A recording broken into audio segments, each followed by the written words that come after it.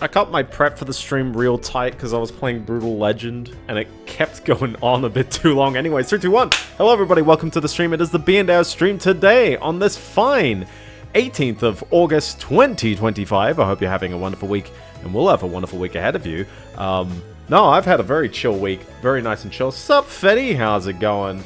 As I try to refresh Twitch, I believe I'm live. But twitch.tv is not enjoying me right now. So I'm going to pretend that I'm live.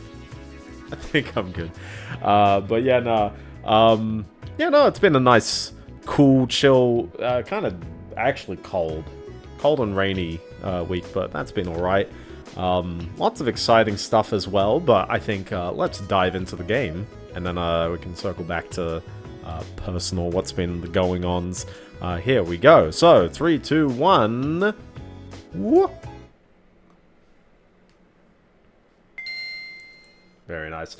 We're on the Game Boy Advance today because this is an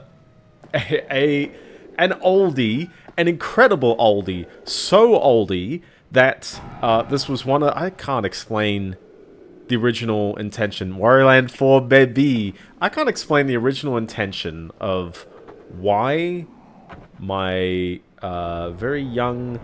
not fully formed brain thought, let's play Cruisin' USA, let's play Donkey Kong Country, and then let's play every Mario Land up to and including this game, after I had never actually played any of them before.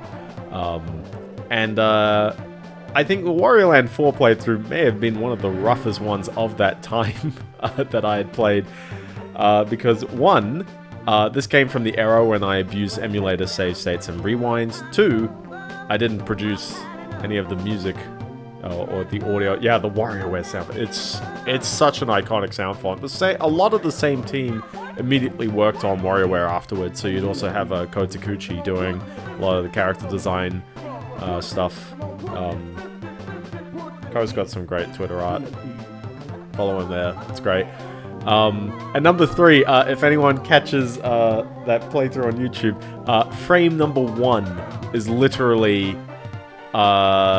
it was not a raw emulator dump. It was indeed a trainer freaking poked ROM. So it's incredible that we had trainer patched GBA games way back then. But yeah, no, that's what it was. But what about Wario Land 4 itself? Well, honestly, I don't remember my old playthrough very much. But what I do know...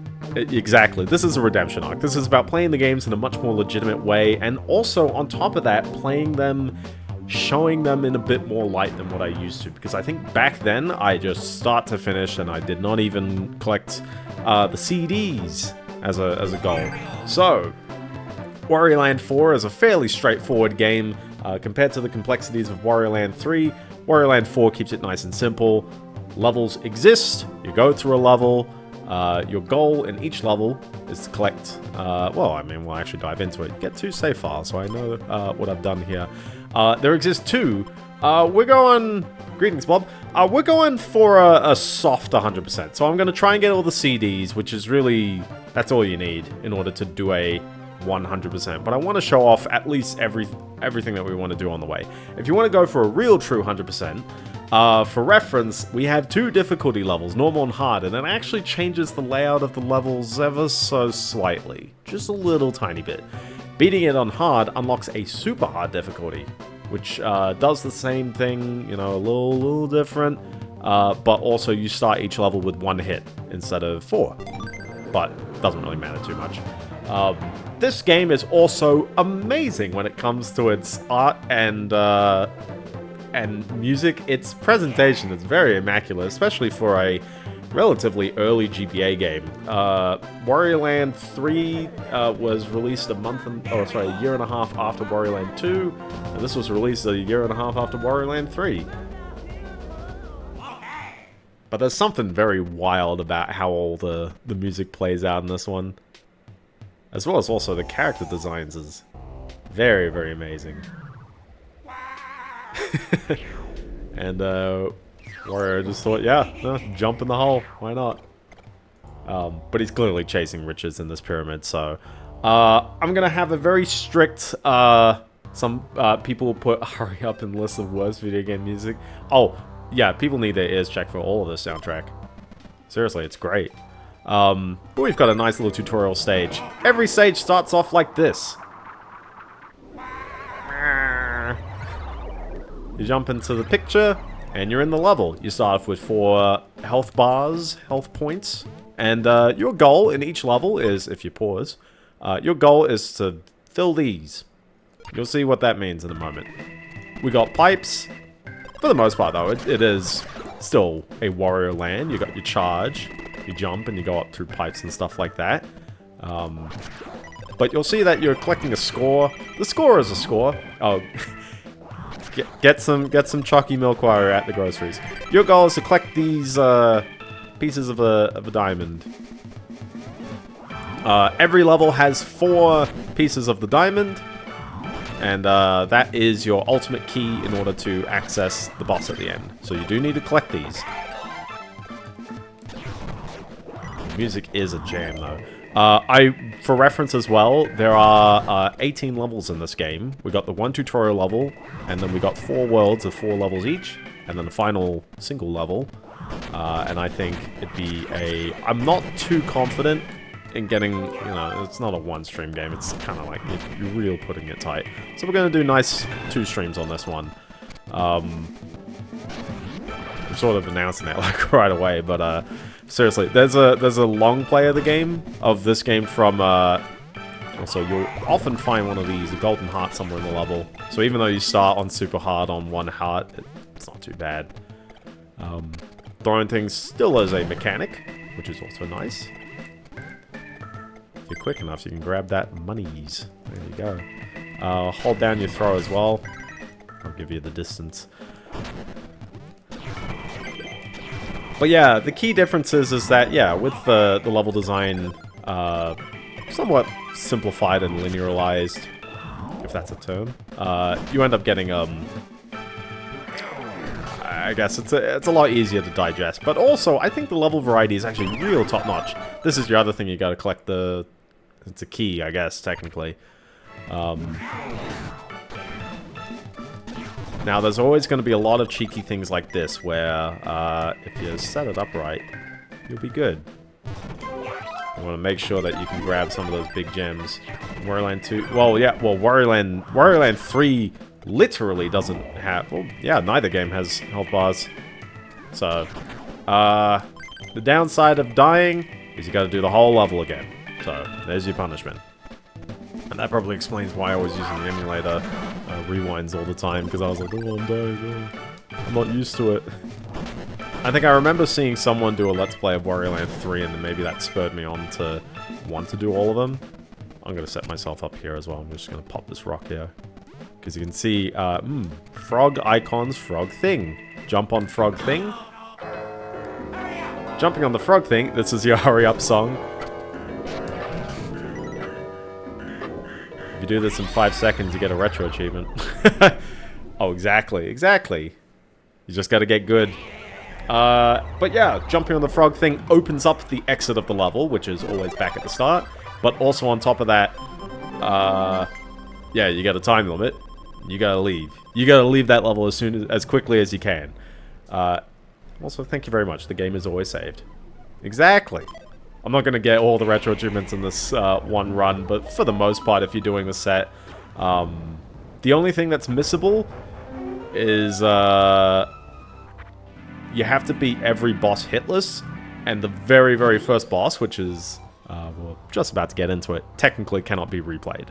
There are also mini-games, which is also great that we get to do this. This is probably going to be the one point of very nice thank you stream. Wario's Home Run Derby. You can give it a play for. You can give any of these a play for 2,000. Classic WarioWare or Wario game be like this. Try to hit some home runs by timing your swings right, and turn your head to the side as you do so. We're gonna give these just a bit of a play, just to sort of have them documented in some variety. But it's kind of... Oh, But it's kind of fun how it's just like, anyone who's played WarioWare later on, it's like, yeah, this is real kicking my butt right here. I'm not very good at this. We're good. We're good. Redeemed. There you go. Get enough points and you'll actually get these little tokens as well. They're used as a little bit of a tiny currency, which I'll show off in a bit as well. The mini games are not particularly a major part of the game, but it's kind of fun that they're there. And there are mini games in all the other Warios, so, you know, it's not too, like, bizarre. I guess the bizarre part is you're having to turn the Game Boy to the side in order to see this. So just imagine that your head is to the side. Or if you're playing... Oh! Or if you're watching on a phone... Because I know there's an audience of people who watch on the phone. Whoops. Foul's not good as well. There's an audience of people watching on the phone. Turn off your auto rotation. Oh. Fouls are okay. You're okay to get fouls, but... I want to hit it forward. I want to get down there. These mini games get very devilish. There we go. Clean forward.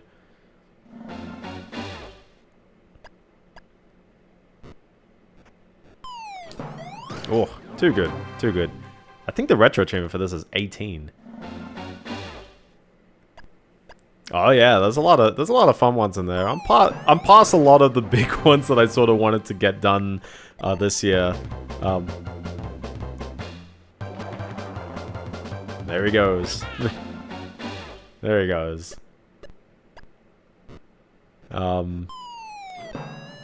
So Doom was probably the very big one, and also Dragon Quest. But yeah, I don't have a lot of like as massive ones to get through this year. So we're taking it nice and chill.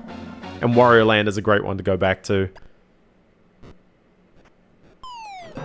It's one word on the GBA. Ooh.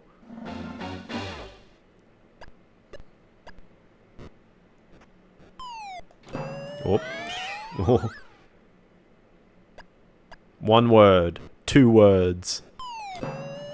Well, no, it was 2 words, 1 word. That's what it was. Hamtaro. Oh, boy. Well, I don't know how much blind stuff I'd play, but you can just tell me to play Hamtaro anyways, and I'll tell you how it goes.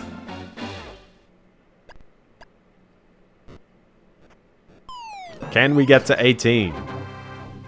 Just for a retro achievement point. Or 5 points, actually. I've been working through quite a number of games on retro achievements. I'll tell you. So the one that I... would you want to try them on stream? Not sure about on stream. I'd probably vet them a little bit first, just before I go in. Because if I play them blind, it's like... I'm not too sure how much I and how much it's like, yeah, you know, like this is something that I have more to say on or more commentary on. I don't have much experience, or really any experience with any Hamtaro game. Ooh, that was a cheeky curve, wasn't it?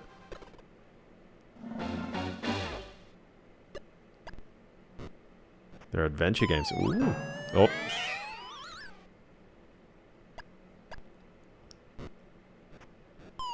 Oh. Well, I'm not missing them too much. Par for the course. Well, you could say that's par for the course. And then that kid dies on the rock and the dinosaur sails through space and time. There's a vintage YouTube poop, if anyone remembers. I think it was a Walrus Guy one. Yeah. Hey, there we go. One of them is a track and field style sports compilation game and an adventure game. Ooh, bit of both. Alright, I'm going to intentionally goof this because 18 is a good number and no one wants to be turning their head to the side for so long. I'm going. I like how just mashing A seems to somehow make that work.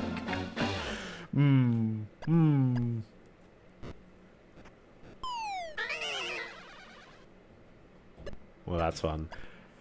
But yeah, no, this week A bunch of games I played and beat. I think a big one, and I've sort of mentioned that I've been playing it for quite a while, but now it's like done. We're done. It's Rock Band Unplugged. I've gotten to made by Alpha. Oh, I know them. Also, next minigame we got is the Wario Hop, which might distract me from commentary. I'm going to try not to get distracted on this one. He's rolling on the wheel. You got to jump. It's sort of rhythmic. The music's doing its thing, so... You ever lose connection in your Chrome browser and you gotta do this? Yeah, exactly. But I'll briefly mention Rock Band Unplugged. It's probably as faithful as you can get in recreating Rock Band for a handheld experience. The big neat thing is that it doesn't quite play like other Rock Bands, because every time you finish a phrase of notes, you gotta switch to another instrument. And the downside is that if you're playing perfectly, you're gonna play the songs the same every time, which kind of gets a bit interesting. Oh, it's not amplitude because you don't have analog sticks. Well, you do have one analog stick, but you don't use it. It's all the 4 face buttons, so it's pretty pure to Rock Band at the very least. The retro achievement target for this is 100. I'm not too sure I can show that off, but... And then it goes fast. Very much like your WarioWare.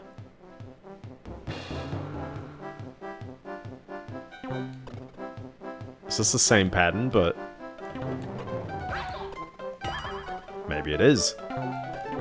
But yeah, no, Rock Band Unplugged, it's pretty neat. Like, even on Expert, I actually kind of really like... I like a lot of the charts, but the DLC is gnarly on your thumbs, I'll tell you that. Last one is Wario's Roulette. That's right, gambling. He's grinning. He's got glasses. Oh, that's not quite gambling. What's the regular nose, is it not? That was definitely what I was highlighting there. We'll give it one more go, even though that burns through your money. But you know how you get more money? You just do more levels. So we're not going to be too caught out. Well, that's just... nope. Oh! Cute eyes, weird button nose, and tiny mouth. Got it. It's not really cute eyes, but you know what I mean. There you go, I paid attention this time. It's Wario except for the car grill on his mouth.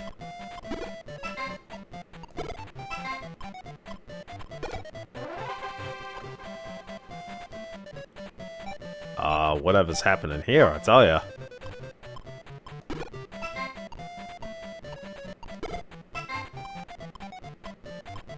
It was a smiley, wasn't it? Yeah. Oh my goodness.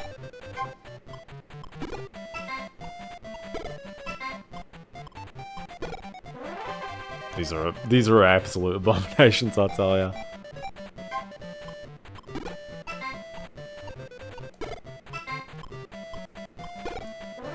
But yeah, no, the DLC songs in Rock Band Unplugged, very, very killer on the thumbs.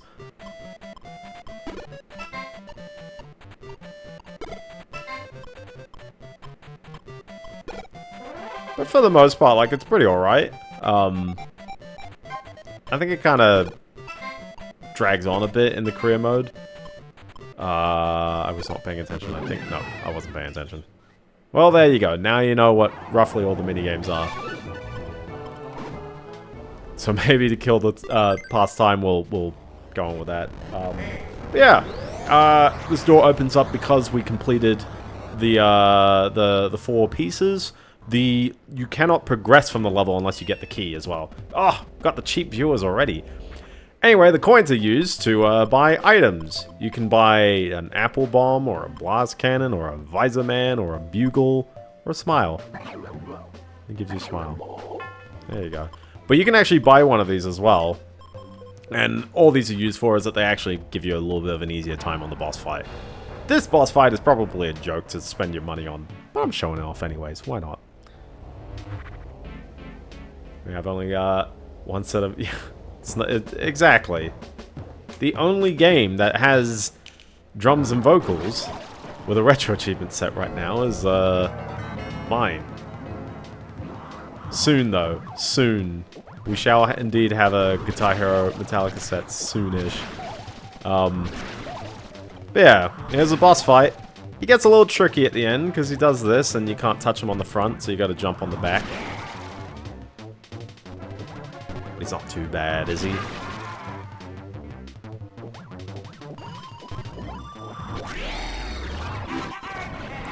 That was the missable achievement, by the way, beating that guy without taking a hit.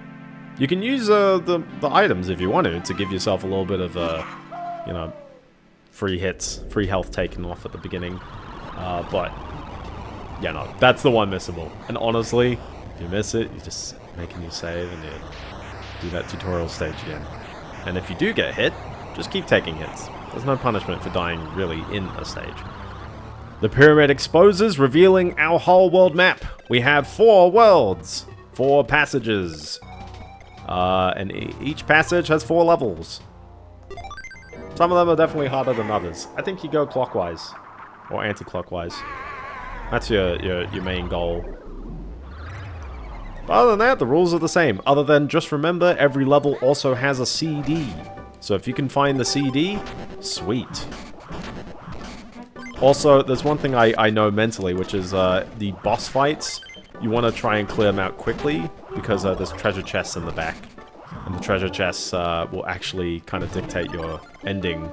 So I'm going to try my best to actually get a good ending this time, instead of sort of playing, you know, just normally, naturally.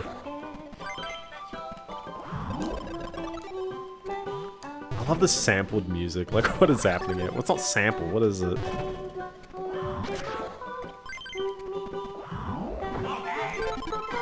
I don't know, just slapping vocals in there. Really showing what the GBA is about. And it's a nice, vibrant, colorful opening level. Even if, you know, honestly, it's a pretty straightforward level. As you know, you just navigate right. This is the third. Oh no, it's the second thingy we got here. Also, yeah, I didn't even mention it by name, but yeah, there's a charge button. It's interesting playing this game as well now that we've got like Pizza Tower and other kinds of fan games out there. Almost all these hidden things are not necessary, but sometimes they are. Everyone's favorite way to take out enemies. Wow. Also, a lot of the levels will have these little puzzle rooms.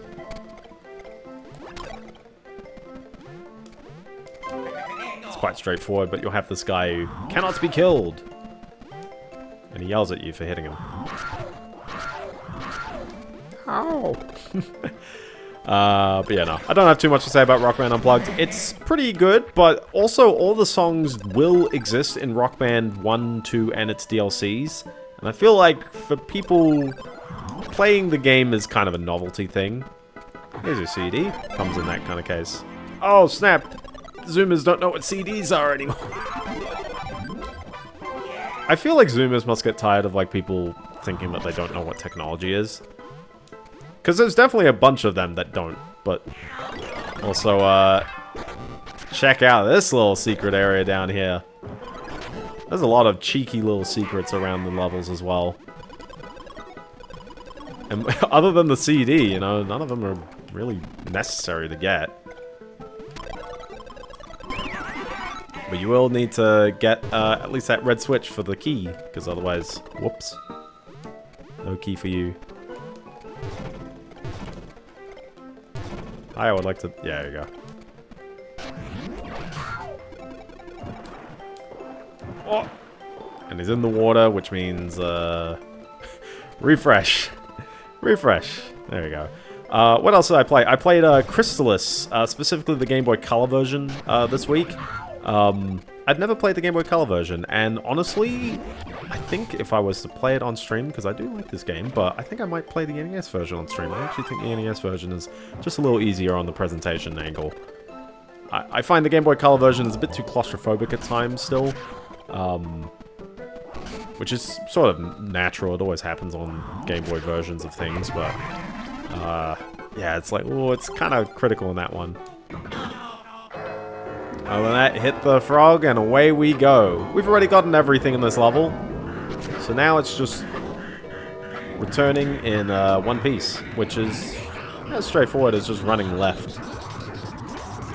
If you do your Pizza Tower crazy run, you can see exactly where the influence for Pizza Tower is, by the way. It's purely this game. 1 second shy of the achievement. That's okay.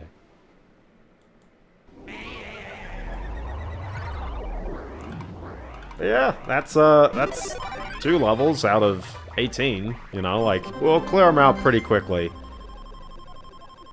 They'll still be solid length streams, but yeah, it's just this. But yeah, no, Chrysalis, it's a Zelda-like game with actual RPG mechanics. It's got level ups, it's got items, it's got lots of interesting progression things. You'll go through a dungeon to get an item that allows you to go into another dungeon and unlock a thing using that.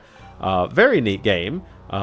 Surprisingly brief as well. That would actually be a 2-stream game if and when I play it, but you know, it's a real solid time. I'd definitely give that a go. Either version works fine. What level is this? This is Wildflower Fields. Reintroducing everyone's favorite mechanic. Floating. Check out this, like, path up here, by the way. Oops. Not up there. I love the way the music distorts. Really, the whole sound presentation is just, like, very wild, though. Oh. 2 times full me. Based on the avalanche. Yeah, exactly. Oh. There we go, we're good. Because you gotta get your way up, because the CD is hiding all the way up here at the very beginning of the level. And if you're really cheeky, we get a lot of goodies up here.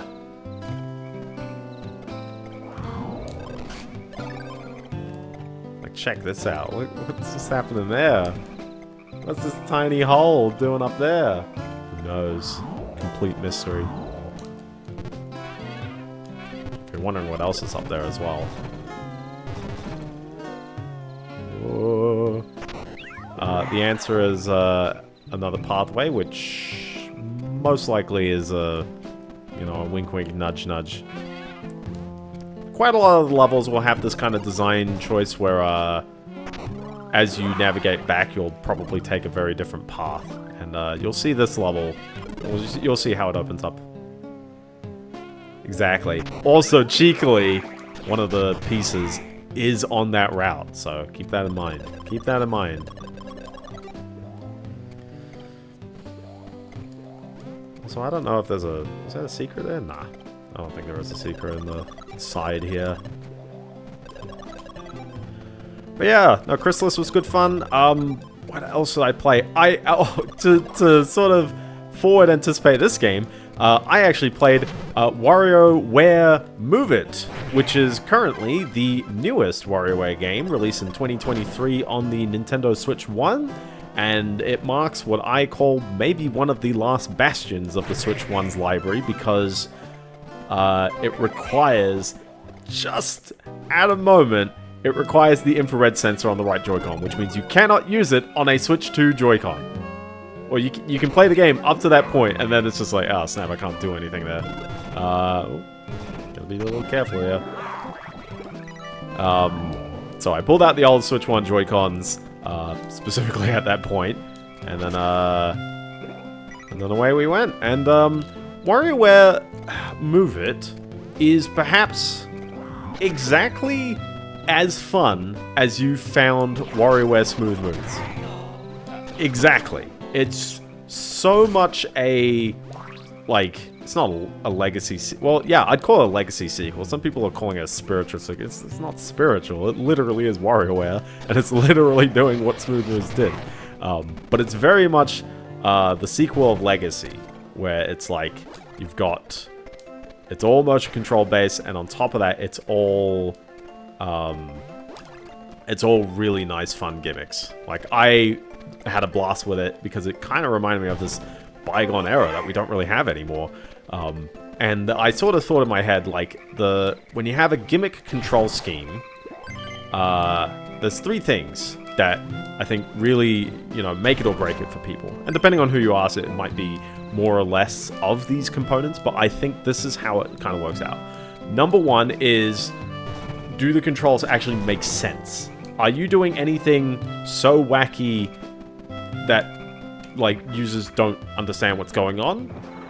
I think WarioWare Move It does pretty well. Most of the first-party Nintendo titles do it as well, pretty well. Think Wii Sports as well. Wii Sports is generally a good example, I think, because it has all these components. Number 2, do the controls actually work reliably? Because obviously it's like, well, what do I want to do, and then what actually happens? What actually ends up being what gets input? The famous example is E3 2011, arguably switched to as the game. Oh, well, I'll get into that in a moment. E3 2011, you remember when they showed off Skyward Sword and it just wouldn't work on stage? In my hands, I actually didn't have a problem with the motion controls of Skyward Sword, but for some people they did, and that is a very make or break thing as well, of course. The perseverance to deal with the motion controls is always painful. Oh, before I go up here, because I know this actually is a point of no return, and I do want to... I played up to this level, by the way, just earlier, just to test what I was doing. This would be a classic one where it's like, I actually play... Well, I mean, at that point. Sup, Blub? That was like bang on half an hour as well. Oh my gosh. I love how I was like, I gotta make sure I don't miss anything. It's literally a dead end right there. Wasn't that before they changed it to require Wii Motion Plus? I forgot which sentence I said that you were responding to with that. But Wii Sports doesn't use the Wii Motion Plus, and Wii Sports still works well. Like, and WarioWare Smooth Moves also works well. There's a bunch of games... Oh, I shouldn't have gone this way. That's okay. Okay, we'll just head down. But there's a bunch of games where it's like oh, sorry, yes. No, sorry. Skyward Sword always was a Wii Motion Plus game. It always was.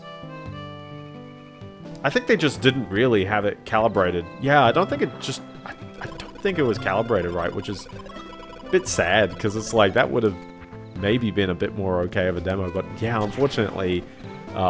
especially in 2011 when it's like, you know, motion controls were mostly done and it was really only Nintendo still doing this. I want to know how you get up here. Do you do a ground pound? Oh, you can flip them like that, but... Okay. He's still in the bouncy mode. Oh, he's bouncing down pretty fast. It's still kind of high. That's okay.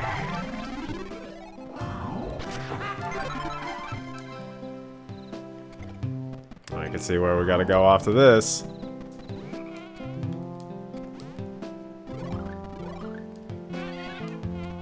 There we go. Tenet number 3, I find, is, are the controls tiring? Because that's the other hitch with motion controls, is that obviously it... Oh. There you go, this seems a bit more convenient, doesn't it? Obviously, the motion controls desire more action. And are they tiring before you stop having fun with the game? Because that's a big problem if the motion controls become prohibitively in the way. I don't think WarioWare Move It suffers from any of these problems. Everything I did, for the most part, made sense. I think there were maybe a handful of exceptions when it was like, yeah, I just sort of... sat there and my inputs didn't really look like they were doing anything. That was a bit unfortunate when that happened, but for the most part, like, when I wanted to do something, it did it.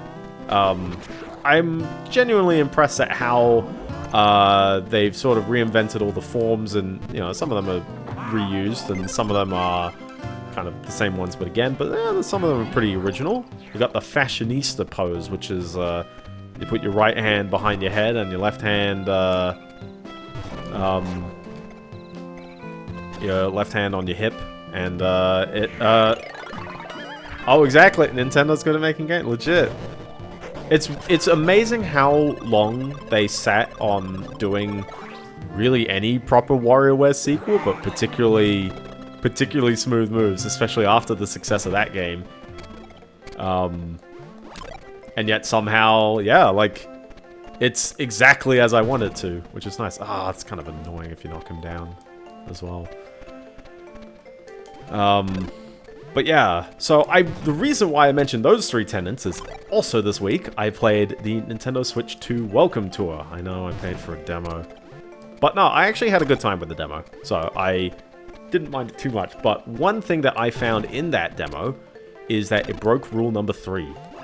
I got tired while playing it a little bit. Also, the gap between, True.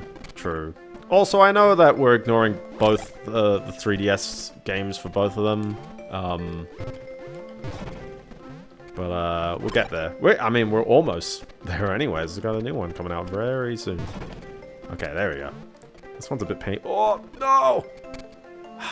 Because when you knock him down, you just gotta, like, stop the one about. And it's purely for one of those big gems. Yeah, Mega Mix came out. Yeah, true. At least for WarioWare 1, WarioWare Gold was, what, 2017? It was a very end of 3DS lifespan. And, we also had Keep It Together.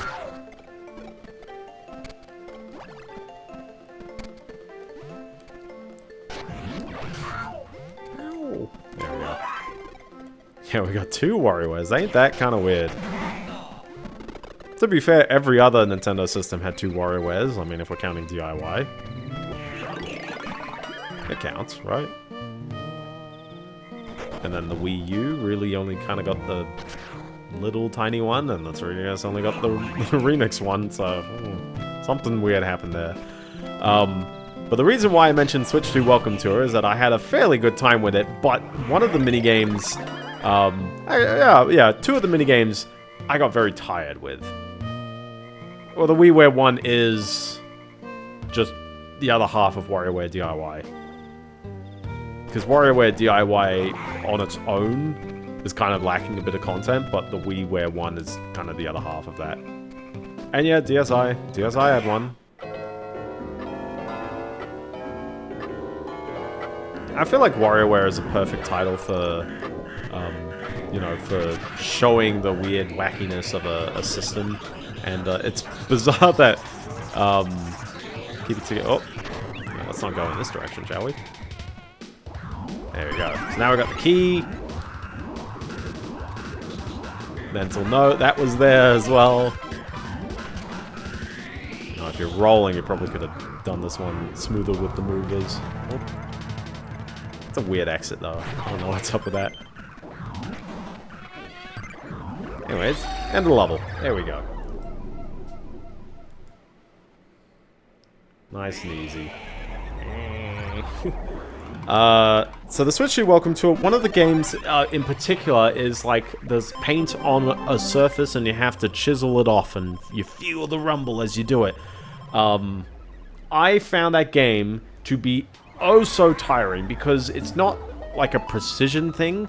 It's a how many times does the cursor go back and forth, the mouse in particular. Also, 15 of the 20 minigames in the Switch 2 Welcome Tour are mouse-based. Like, that game is a gimmick. That game is entirely like, check out the cool gimmick we've got. And I'm all for it, for the most part. I had a fairly good time going, yeah, this is a gimmick game. This is 100% like, that's why you got it. It's padded out by having to learn about the Switch 2 hardware, and also you got these little tech demos, and they're kind of cool. I actually kind of liked, and sort of got freaked out by the one which is, you can get the controller to vibrate, to rumble, and it vibrates in such a like way that it starts playing the 1-up sound. I can see where this is going in a bit. Oh no! He's drowned. There are some games in Welcome Tour. Yes, so the only one I didn't physically experience in Welcome Tour was the one requiring either it either requires a charging grip or a Pro controller, because both of those have the remappable paddle buttons. Well, it's not paddle; they're just kind of under the grips. I don't have either one of those, and unfortunately, my 8BitDo controller doesn't work on the Switch 2, and I'm very bummed about that. But you know what does work on my Switch 2? My Logitech Brio webcam. So I didn't have to buy a Switch 2 camera, which I hear is kind of ugh.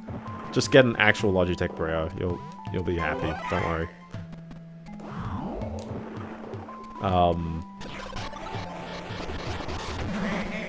Ground pounding through water. Wario is indeed a powerful individual. Oh, this is going to be fun to somehow get him to make it out. Oh, yeah. Yeah, just you. Yeah, exactly. I mean, that's what the Switch 2 camera is. There's no magic to it. I think I need to, like, yeet him across. And then... I don't think I really need to bounce off him. Do I throw him up? And then he lands down? Oh, maybe. Could be. Let's give that another go. But yeah, for the most part, most of the minigames were mouse-based, though. The camera one was neat. The camera game was, you'd have to, Nope, okay. How do I get that? There's gotta be some mystery to this. Being able to throw him across seems like an interesting first move, but then...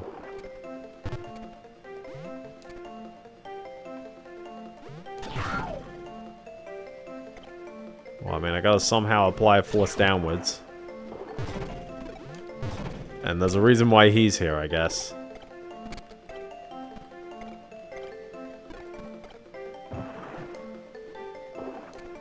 I'm gonna be a bit of an idiot here. So I'll give myself like another minute. The rhythm heaven gap is a bit of a special case. Oh yeah. Like I'm all for more iToy style games. So the minigame was you had to mimic the face emoji. It was not very good at picking up my eyebrows, but for the most part everything else works. Also, it didn't see my fingers, so if I just used my hands to drag up my eyebrows more than I did, or more than I actually did, then, yeah, no, that worked fine. What was, one of the minigames also required a 4K display, and it was literally spot the pixel. It was literally one of those. I have no, my eyebrows are too big. They're too close to my face, too close to my eyes. So,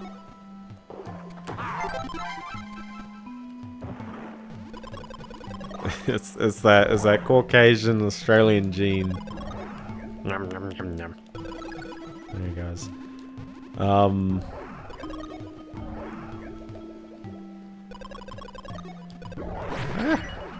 No, my coin.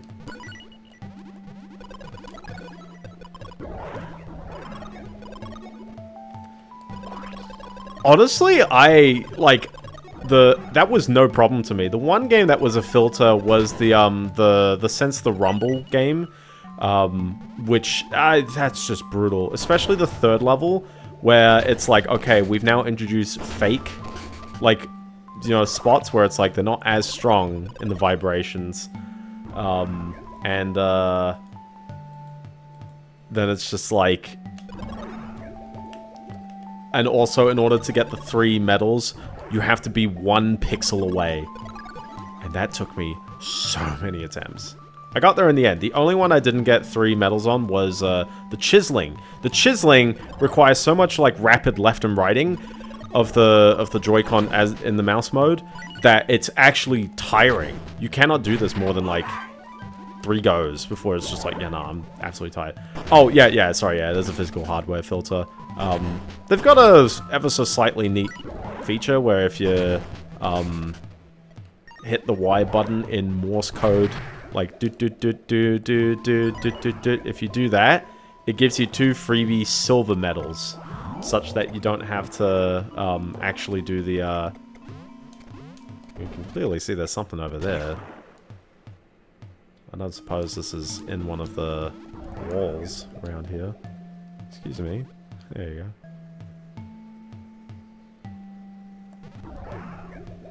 Bit trapped here. There's also a HDR demo, and there's a... Oh, that's... Okay. I think it's I hope it's not the CD in that direction. Gosh. Every time I look over to the side to make sure chat's not moving, it's like... Oh! It's kind of fun that a lot of the power-ups still exist in some variety in this game as well.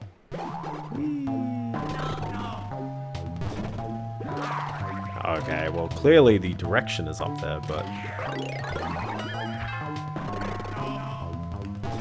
Can you repeat what you said about the Morse code? If you press that with the Y button next to where a minigame is, they give you 2 free medals. So it's basically, if anything filters you out, you can at least get the medals to get the progression without actually having to do the game. Oh, this seems a bit more appropriate, doesn't it? This little spot of texture right here. Yeah, that seems more appropriate. But now that I'm up here, why?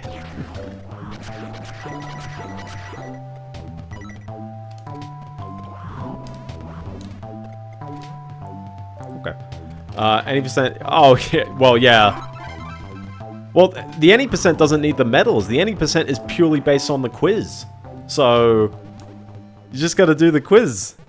Run around, find the... Sorry, it's not even based on the quiz. It's based on the stamps. You have to run around and just get the stamps. That's your any percent. So, as long as you can do that, then you're good. The pain point I found as well with the switch to Welcome Tour is that the mouse controls on a Joy-Con don't feel quite right. Left to right, at least. Horizontally. It's fine vertically, but you really do need the grip for the left and right, because otherwise the base of the Joy-Con is just not wide enough, and you definitely start tipping quite a lot. I gotta be a little careful about my health. It is the third level though, so I guess fair enough to start taking hits all over the place. Oh, it's pain to get hit by these, except for this part right here. It's not pain. That was a necessity right there. Drag X Drive. Well, so this spurs on... after I played the Switch 2 Welcome Tour, my fatigue after playing with the mouse control... with playing with the mouse controls in that one point basically made me go, I'm never playing... Sorry, I don't think I'm playing Drag X Drive, because as much as I was excited for it, I'm like... If this game is tiring, it's just going to be a filter for me. And all the reviews were basically saying, for a game that that takes place in a wheelchair, it sure makes you feel disabled, which is like, ouch, that's harsh. But also, yeah, that actually feels kind of true, because it's just like, why? Why is it tiring like that? All right, let's see. We've got a platform here. We need to switch to polarity, I guess. Let's go. Okay, well, I can go up here.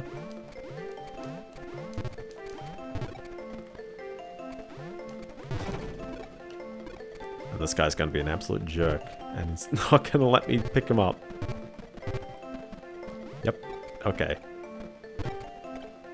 Yeah, he's really not going to let me pick him up. Ring Fit. Well, Ring Fit is literally, like, that's why you play the game. But for Drag X Drive, I want to play basketball. I want to play funky basketball. And I get that, like, wacky motion controls is a neat aspect to it all. Okay, that guy is going to fall, and he's going to hit the button. That's why I need to... There you go. That's why you got to swap. So I can understand this one, at the very least. We got there, at least. But yeah, no, I think the Switch 2 Joy-Con mouse controls, with the, also, that's a fun current, ain't it? That's probably just going to take you back. But I do need the key as well. Do I swim upstream now? Or do I get myself sucked down and just be like, yep, okay, we don't swim upstream right now. We need to get the key. I've got the... I'm missing 2 of these. This seems a bit odd. I think they're on the way. I don't think I really missed anything, though. Read my comments. Well, yeah, the game uses the on. You basically need a large mouse pad in order to play the game. And then you need... Oh yeah, this makes a bit more sense. Also, hi. You need a large mouse pad to play the game, or at least your legs. You need to really, like, stroke your legs on that one.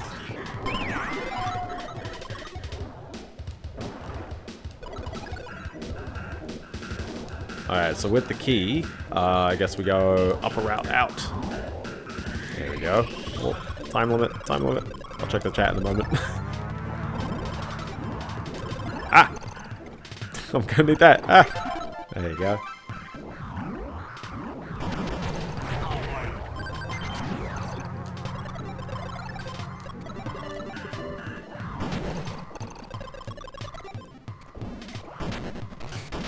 Just making sure they're not hiding anything on me. Like, look at that. Oh! Look at that, they're hiding stuff all over the place. Ah! There you go, you need to open that. Oh. Got the CD! It was here all along. And then through the door, out the portal. There we go. Alright, wasn't there a scandal once where Paralympics where one country's wheelchair basketball team actually was a perfectly healthy oh yeah. Yeah. I don't need to hit all the little tiny oh yeah, there's gems and stuff, but gems is just for score. Do we need score? Probably not.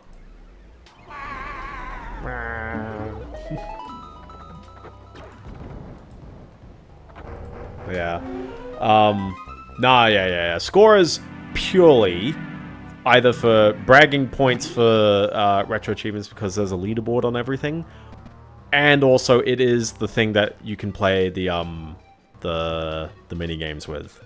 But that's it, really. That's all it's used for. But yeah, your main goal is to get the diamond and the disc and the key, because otherwise then the next gate doesn't open. So here I go.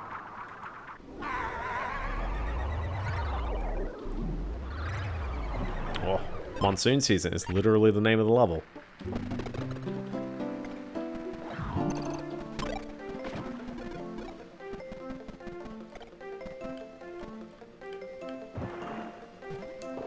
Well, that's a bit of an interesting predicament we're in.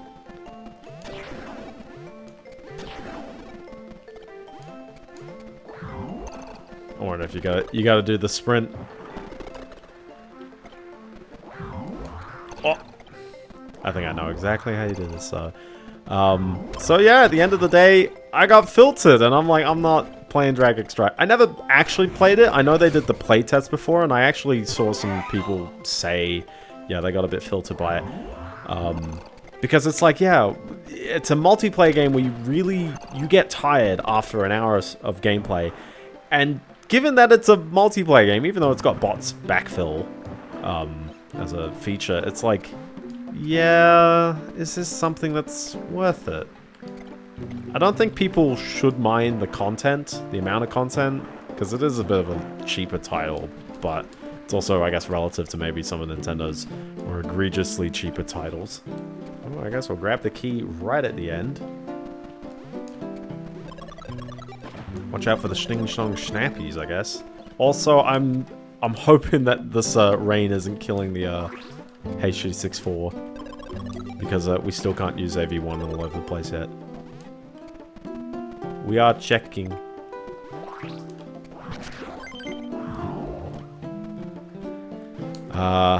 But yeah, and it's weird because it's like, I love how I'm saying, like, I don't think there's enough content in Drag X Drive, but also I haven't played it, so I can't tell you exactly that. But I will tell you that the Switch 2 Welcome Tour is fairly alright, although its replayability is kind of low. But it was a solid, like, I spent 8 hours on it. I was like, toying around. This seems like where I need to go. Well, feed me. Come on. Come on. You're not gonna feed me? Because I clearly can't ground pound under there.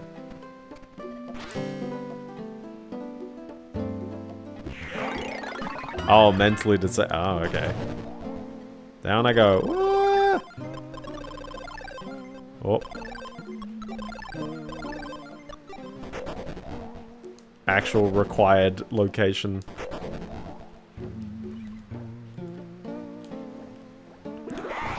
Ooh. It's making a big dash there. And a cheeky diamond, just in case. Okay.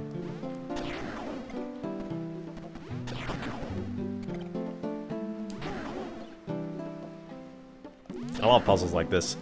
Yeah, like it's not too bad a deal, and you will enjoy it. The info is nice to know, even if some of it gets a bit like they start repeating quite a bit. Oh. Up I go, up I go, up I go.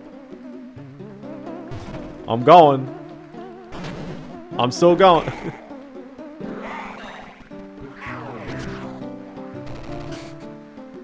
There you go. Can't miss a CD.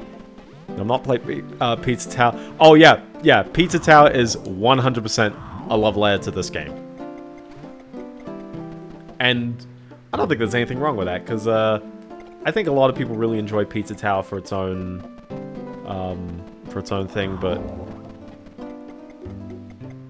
well, there is Wario Land on the Wii, and also I never played the Virtual Boy Wario Land. Everyone forgets that one. They're like, oh yeah, Virtual Boy Wario Land.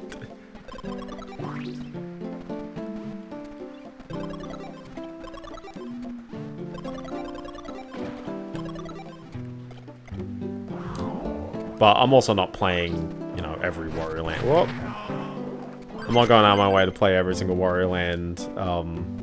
This was more a redemption for terrible playing earlier in my lifespan, and sort of experiencing this game as it should. How many of these things? 2. I don't feel very comfortable with only 2.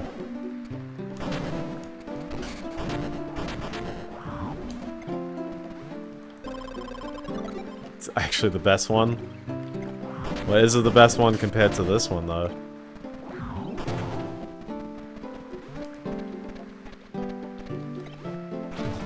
I'm glad there's an extra guy up here, but why? Okay, out we go. Yeah, this becomes the fun part of, like, did you find all the things that you needed to find? Like, look at this, chilling right here. Yeah, this is chilling right here. You're like, oh, snap. This basically demands that you revisit levels as well.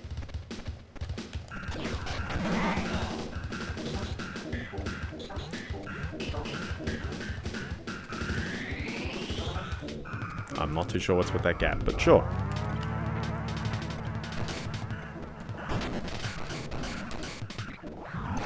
Ah. Meanie guy. Okay, good. I was like, where's our remaining ones? Mental note as well to get the key at the end as well. Yeah, this is a GBA game. It's got that wonderful kind of tinny sound font.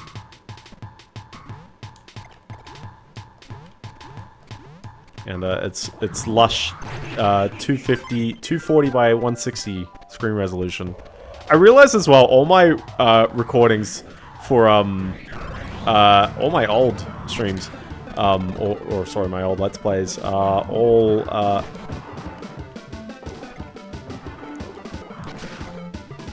oh, I think I shouldn't have killed him. I think I need to bring him over here and do a jump, but that's okay.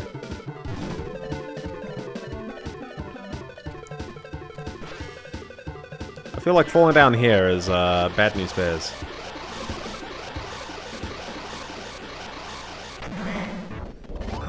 I'm just gonna take the pipe.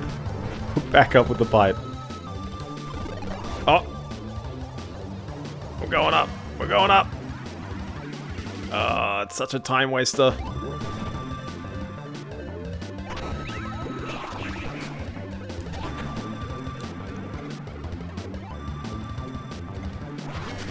Whoa. I'm not gonna let that down if I get through there. Someone's probably going to know that that water as well. There's probably a path underneath it. And I'm casually ignoring it. There we go. Yeah, no. One of the neat things in the Switch 2 Welcome Tour as well was there's a demo where literally you play Super Mario Bros. 1-1, but because the width of the level is 3200 pixels, it fits entirely on a 4K display. Can I not just jump this? No, I can't. Thinking Pizza Town makes me sad because I like the game. I have a friend who told me and he was misled, sharing a confidential test.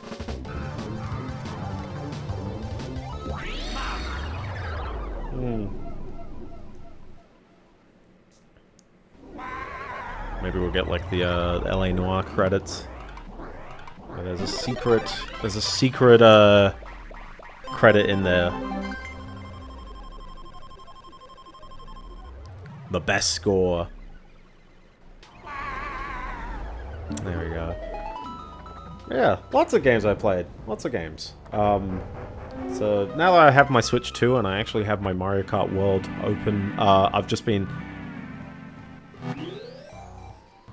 I read it in my head. That's why I said, like, maybe we'll get, like, the LA Noire stuff. The LA Noire. Also, has the cost gone up? It's 5,000 now?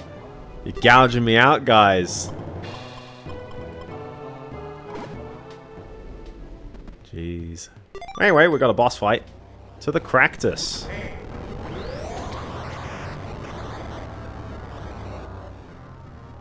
True, true.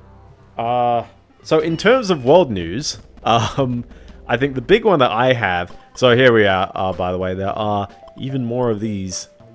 Pretty much all of these things, if they cost more, they do more damage. So, if you want an easier time on the boss, sure. But there's also not really any punishment in just trying. Yeah, I don't like it when people get treated roughly, though. I do not... So there's your 3 treasure chests. I guess having the minigames things help. I think you actually lose one of these every minute. So, first of all, it's your goal to understand how to hit the boss, and clearly, I am not doing a good job here. Okay. Hit the pot, hit the pot. Okay. We're in a discovery phase. I want to try and understand how to beat this guy. And then maybe we'll use the bonus from the minigame to do this better. Okay, he is definitely kicking my butt. Oh, now he's in a spot where I can ground pound him. But that's not good on the health. I'm unleashing my inner DSP on this one. That last hit was intentional, though. I will say that. But this is what I mean by, like, there's literally no downside to, like, dying. Because you just, you know, give it another crack. What's this? Ah, see? I was setting up for that. I mean, padding for content, you know, what's the phrase? Still, though, beating this within 1 minute might be a bit tricky given how few times he sort of crosses over.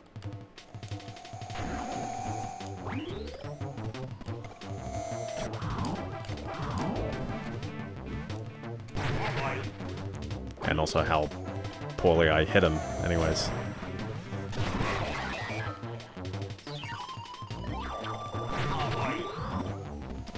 So he does a sweep down, and then you can get him there. Yeah, I think you need to use the thingy. You cannot hit him from up there, though. Like, I know you've got the ladders, but, like... I don't think he can... Nah, I just went straight through his head there.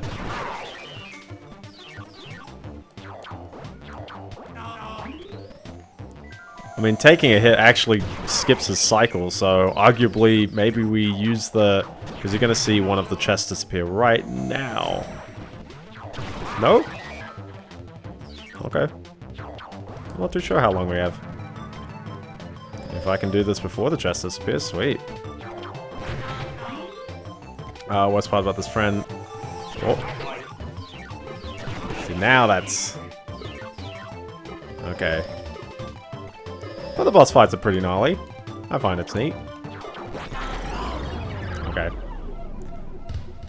They've been informally authorized to playtest, just not officially. Never do it if it's not in writing. Alright, let's spend some minigame tokens on this one. Let's get the bugle.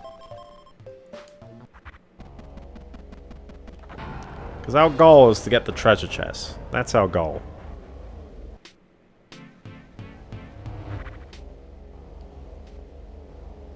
Yeah, I don't know. The story seems a bit sus. Like, not saying doubting your friend, but I'm like, why are they signing up for this?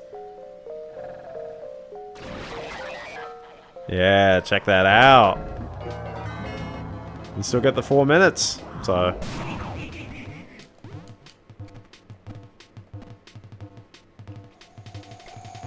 Oh, that was a cheeky sweep right there. Ah. Oh. There we go. Oh, yeah, gullibility is not justification, but also, like, there's something odd in this story, if that's the case.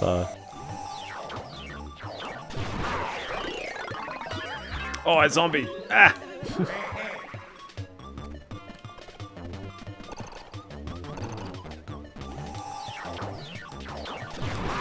There we go.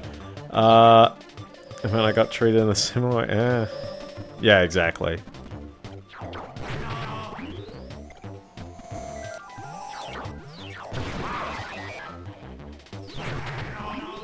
Just reset the cycle. Oh, snap, I didn't reset a cycle. He's going zombie mode on me again.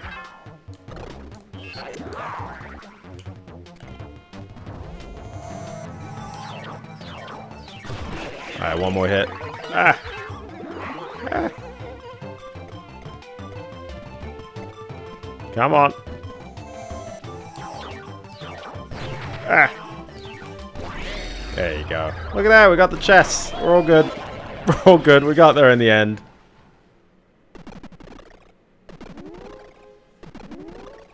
This is, I guess, technically a missable. I'm not too sure if you can actually redo the boss fights, but... Well, I know you can redo them, but I think you have to beat the game first, so... That's our goal. Get in the 3 treasure chests. And then we get a nice whooshy-whoosh cutscene. So maybe that's my secret. We'll do some mini-games to keep the credits going. I think all of that kind of hinges on you doing the minigames well as well, but yeah, no, that wasn't too bad. So yeah, if you go back in, I'm pretty sure you can do the minigames, but also, yeah, no, the boss is defeated. Wario looks at the door and he's like, yeah, I defeated him. Yeah, exactly. Exactly. In a non-serious situation. Like, it kind of sucks getting shown by a community, but as I say again, it's just like, don't... Try not to hinge your life on a... you know, any sort of game community, or any... A lot of online communities, it's just like, oh man, it's a world of hurt, for some reason. Last year's Sage, very nice. So the big story I, found for World News was, or not found, but... was every time I rip on either GamersNexus or Hardware Unbox, I think I need to balance it out with something positive. And there's a very, very, very, very nice, kind of long, but for the most part, very nice video from GamersNexus released today about the, what is it, the GPU... Oh, okay. I think I need to be flattened somewhere in order to make this work. Ah, come on. That's just painful. We'll come back in a moment. I bet you there. But it was based on the GPU black market in China, which the video has. I mean, it's 3.5 hours long, so it's definitely a long one to digest. But there's a bunch of take-homes. One is mostly Nvidia is playing it always when it comes to the fact that there are indeed laws in the US to basically ban the export of... yeah, this is what I mean. Is these gonna hurt me, or... That's what I was wanting. So now we get to go back. There we go. Oh, yeah, yeah, YouTube's got the age ref... Oh, I've goofed it. I've goofed it. Because now we'll hit the conveyor belt and we'll go back to the machine and I'll be back to normal. But I need to not be normal up there. Yeah, YouTube's got the age verification. I'll get into that in a moment. But yeah, so yeah, Nvidia sort of, what's the phrase used in the video? It's like one eye open, one eye shut. It's like, well, if Nvidia's making a bit of a profit from it, and technically, you know, like, they're going through means that Nvidia can't exactly control, then yeah, they're gonna turn a blind eye to it a little bit.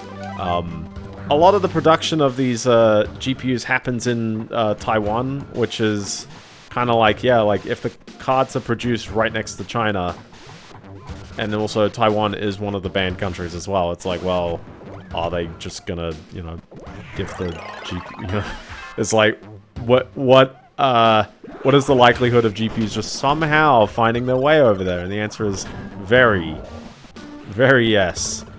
So that happens there. On top of that, a lot of GPUs get why do I? Oh, I need him to throw there.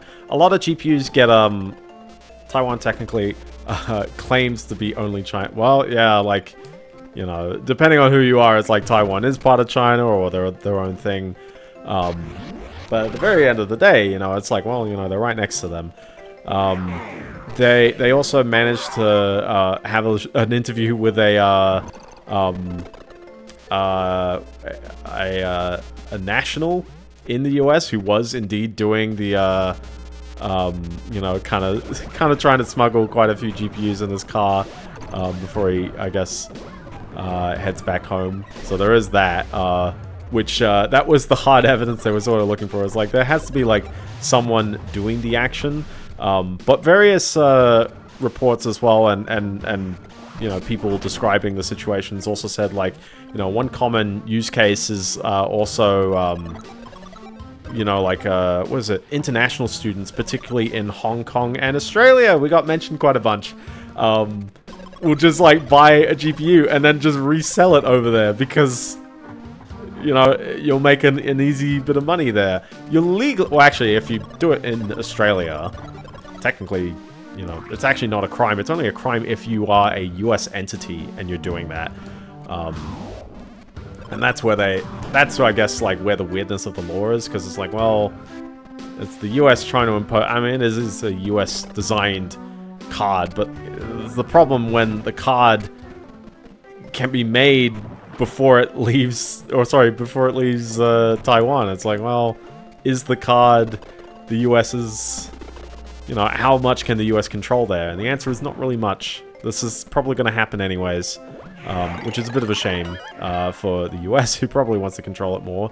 Also, pain trying to get there.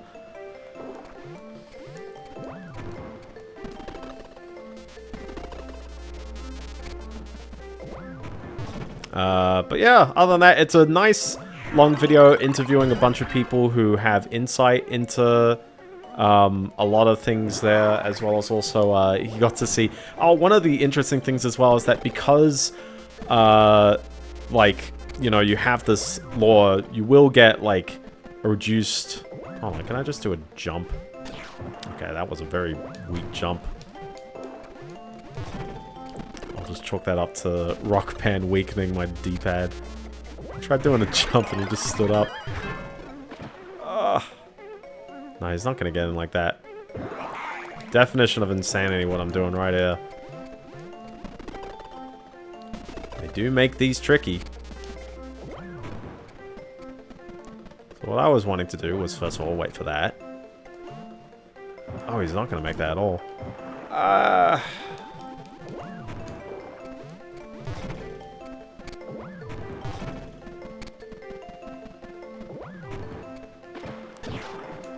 think you have to, like, if I had to describe what's going on here, I think you have to throw the rock and then somehow jump through one of the holes down below.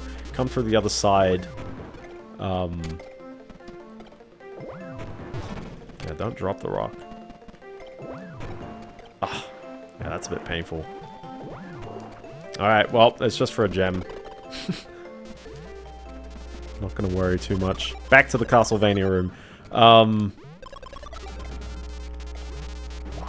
Yeah, because China has to become self-sufficient in sort of selling the cards themselves, because, you know, no first-party NVIDIA support otherwise. It's always weird when you got these enemies up here, and also why they change forms like this. Maybe they're there for health reasons, because you get the little tidbits of health on the way. Hi there, how are you doing? I'm gonna jump down below. See if there's a... Ah! Everyone's favorite power-up, but also nice. Well, that's just for health, so there's no biggie there.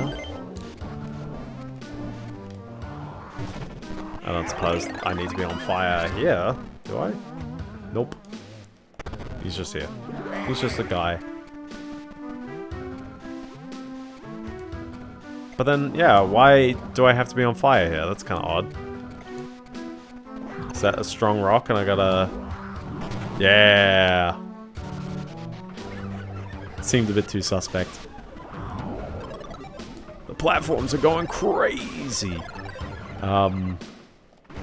So because they're self-sufficient, there's actually various places, and, you know, they sort of always exist, but there's more than you'd expect of places that do GPU repairs, and on top of that, modding, if possible. So literally, they got someone in the video to just make a 4080, sorry, a 4090 with 48 gigabytes of RAM. They are very big on the 4090. They think the value's there, because most AI stuff is memory bound. It's not, or memory capacity reliant. It's not, also, hi.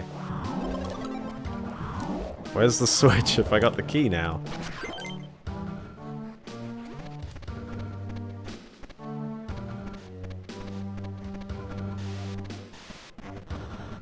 Well, because it was 24 normally. So it's just like a straight doubling. You do need a PCB that has traces and stuff to make it work. Also, hi, the switch is probably right here. Yeah, there it is.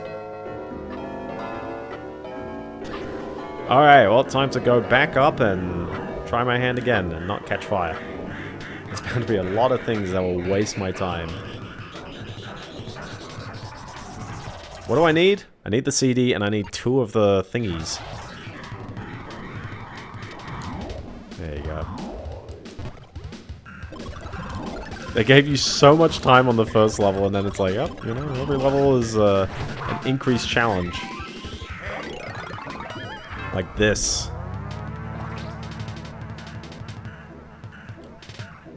Oh, this is gonna be painful with the thingy.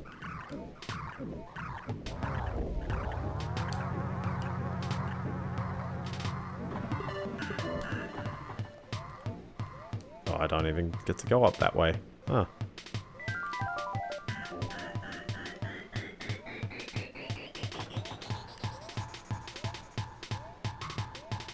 Gosh, this is the slowest. This is the slowest. Ah. Yeah, Blackwell GPUs are technically all banned. They're not meant to appear. There's also a workstation GPU, the L20, which is a specifically... Ooh, maybe it was good that I did this. Oh, it was good. Yay. Very nice. Yeah, it's a workstation GPU that is intended only for the Chinese market, and it's interesting that, like, well, it's technically a performance downgrade, but it also has drastically, also nice, it has drastically more memory than the card that it's apparently replacing, because it's like, well, you know, they know what's going to sell. Why sell a you know, a watered-down card when you can sell a more lucrative watered-down card? And it's like, oh, cheeky NVIDIA. Oh, I think we're set to leave. Got the CD and everything. This is on the way out. Yes. Other than this happening again.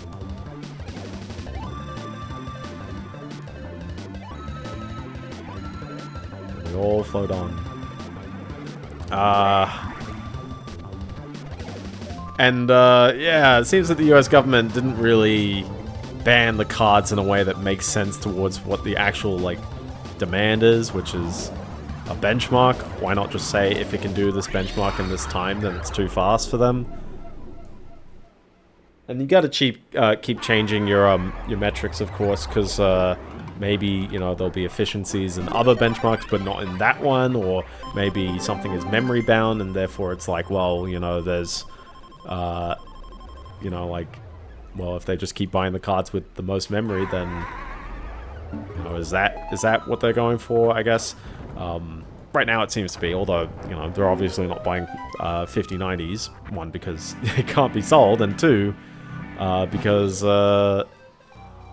too expensive for what they are. The toxic landfill.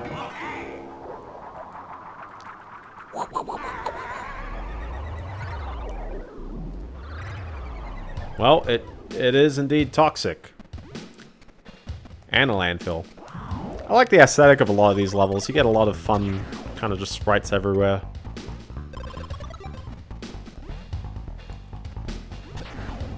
Every junkyard needs a base theme as well.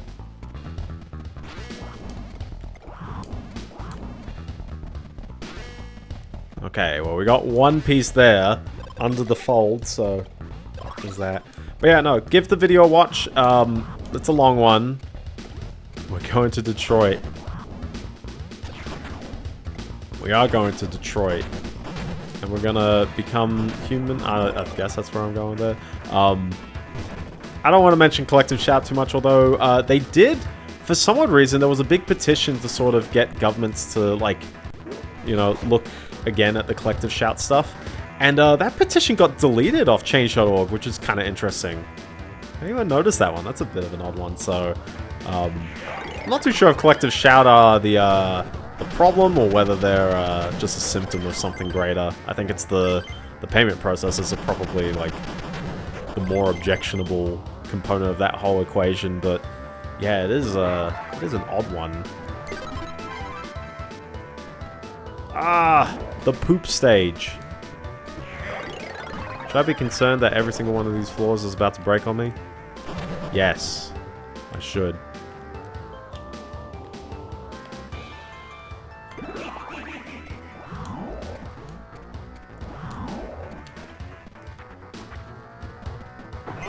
Definitely making progress. Oh. I'm curious where I need to go up. Straight up. Well, straight up wasn't the answer. Good thing I can just take another crack at it and be a bit more to the left. Whoop. There we go. Good stuff. Okay, let's see. More poop. It's just water. Hold your breath.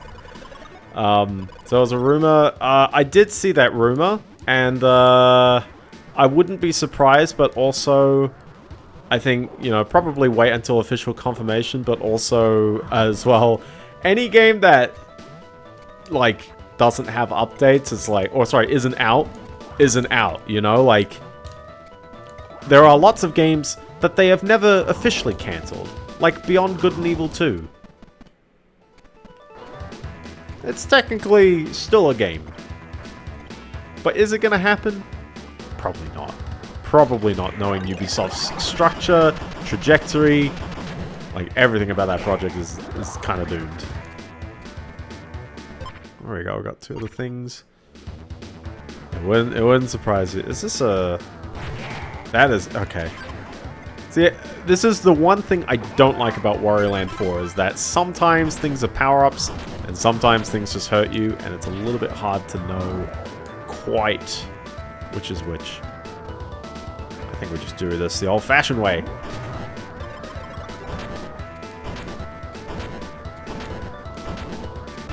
Down we go. The descent. This would probably be easier if I was still sprinting it.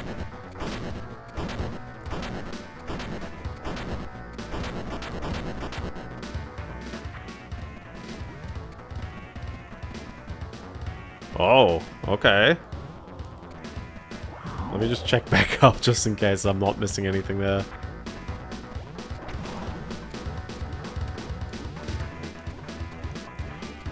are going gnarly at it, though, I tell ya.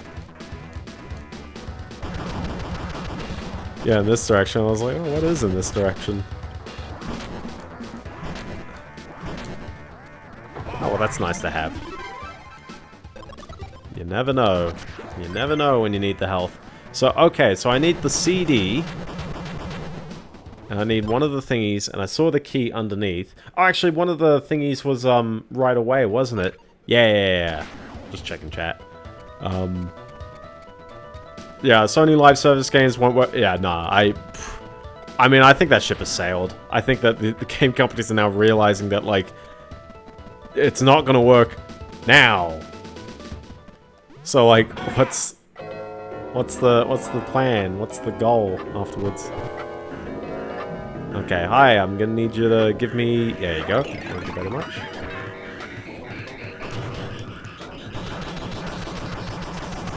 And then I think I need to bounce up to get the,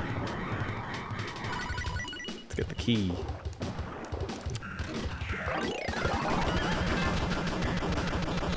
And you can't wiggle left and right on this one. Oh! It's just off to the side. Oh boy.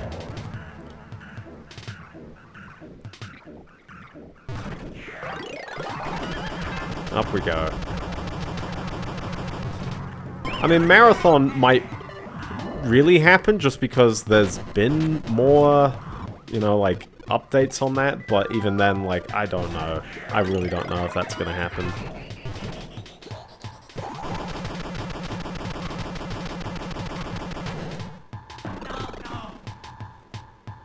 Oh, I should have bounced down because this isn't gonna count as a... Come on, one more.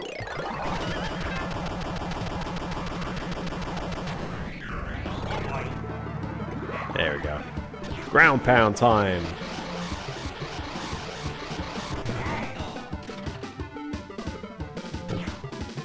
There we go. Down we go. Down we go. Time for a pizza tower. Oh, I've entirely got doubts as well, yes. Probably going to irritate hard fans when I say, let's pizza tower this, and it's just like, bro, it's just this game.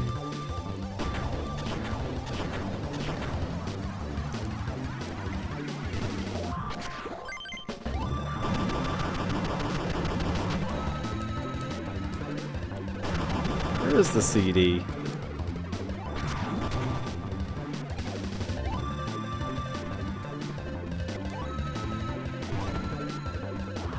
Need this first of all, because I mean we're already here in the final room, so either it's above me, which might be interesting if it is.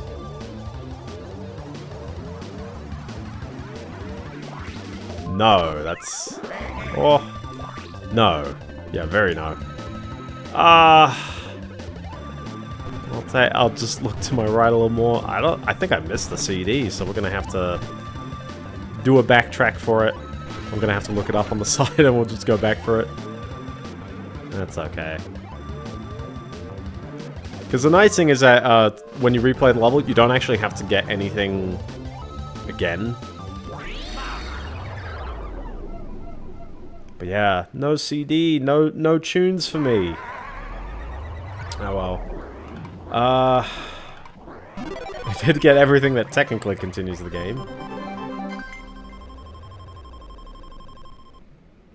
So where is the CD? Where are we?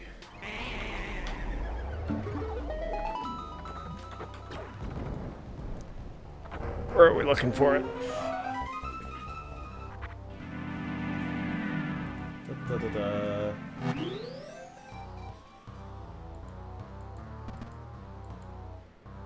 I think the exit's pretty clear. Yeah, where are they hiding the CD?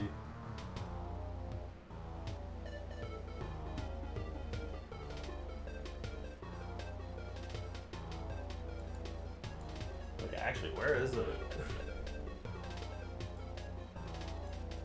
I've pulled up the Mario wiki and we got a map of the level. I'm just like perusing it, going, yeah, what are we going for here? Where is it? trying to eyeball it. It's not particularly easy because the whole level's grey. Oh, I found it visually. Now the question is, how do you get there?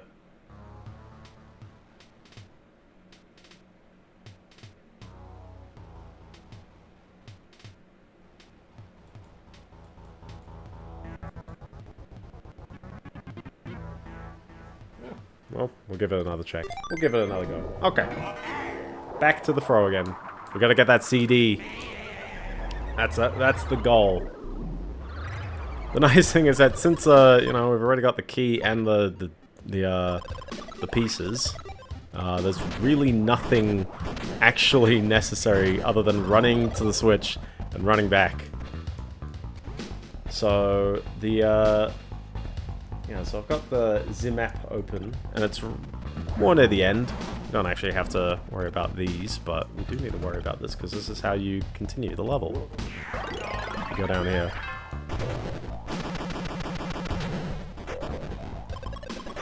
Actually, did I go down this one? I don't think I did go down this one. Okay, well, we're showing off something new.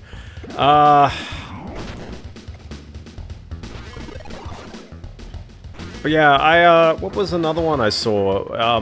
Oh, the Roblox stuff. The Roblox stuff is nuts if anyone's seen that. I think Roblox, as a company, has always sort of been a bit of a, I don't know, it's been a little bit of a, like, well, it's meant for kids, but like anyone who's an adult who uses it, I'm like, okay, sure. And then, I don't know, there's a lot of like, kind of illicit material there. Not like crazy illicit, but just okay, so there are indeed, and this is a sensitive topic, there are indeed proper I guess how would I put it? People who... Oh, I need all 4 of these rocks. There are oh, actually, I don't even need to, because I'm not even going for the points. Mental note, that's there if you need it.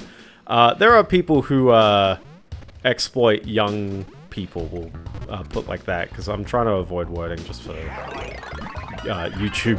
YouTube and VODs will often be a bit sensitive towards people who use certain words like that. It's kind of annoying that you have to curb your language for YouTube, but that's how the world we live in right now. There are people who, you know, obviously it's a social media platform, or it's a gaming platform of some kind, but whatever, who take advantage of the young kids and then eventually get them to do actually illicit things. Yeah, and there exists a guy called Schmidt, YouTuber. His channel has definitely blown up in the past couple of days because he's had a channel where he's basically, you know, to catch a predator. He's gone after various people who have, you know, who show that they are indeed the wrong kind of people here, and they are, you know, they not entrapment. They strictly try to not get caught out by that. So they do everything, you know, fairly by the book, and also in a legal way, such that these people can. Yeah, this is what I mean. Is that there's actually a cheeky little extra cut here, and then if I can somehow bounce up, I think I need to bring one of them down here. So if I destroy him, that's bad news for me. Yeah, so I need to bring him back, don't I? Oh, am I actually stuffed because I just destroyed him? No, there's another one over here, right? Maybe.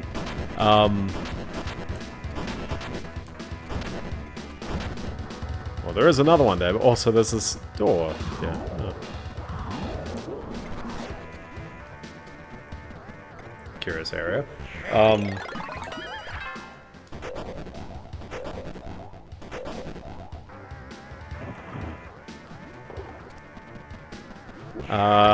Anyway, so he's caught various actual predators. I think out of 7 that he's done, he's actually caught 6. Sorry, like 6 have actually gone to jail, which is tremendous because that actually means that they indeed committed crimes. And you know, he's exposed them for what they are, which is great. And the big frustrating part that he always says is that Roblox has their own reporting system, and he never finds it effective. It's you know, he always gets to this point where it's like, you know, he submits the report, he even sends them exactly everything that he also sends to the police, and yet the police will act on the actual exploitation, and Roblox all of the time ghost him, never actually act on anything, and only one person who I think the guy says that he himself was you know, taken advantage of by an actual person who was contracted by Roblox themselves years ago, and he's like, yeah, it took like years for them to react to that. The companies care about well, yeah, I'm like, one, companies are very bottom line. I have very goofed this over. Because it's gonna, yeah. Do I have to restart this because I can't bounce off anything anymore? Unless I can bring one in later, like maybe there's one down here.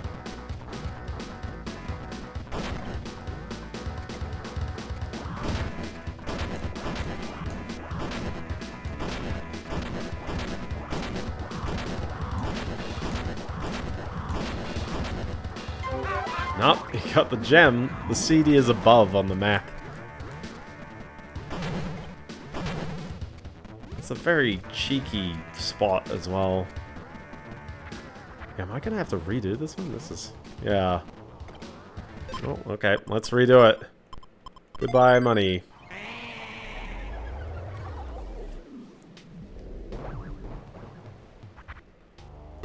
One more try. But yeah, the so Roblox sent Schmidt here. They sent him a cease and desist. They said, all your accounts are banned now. Please do not do what you're doing anymore.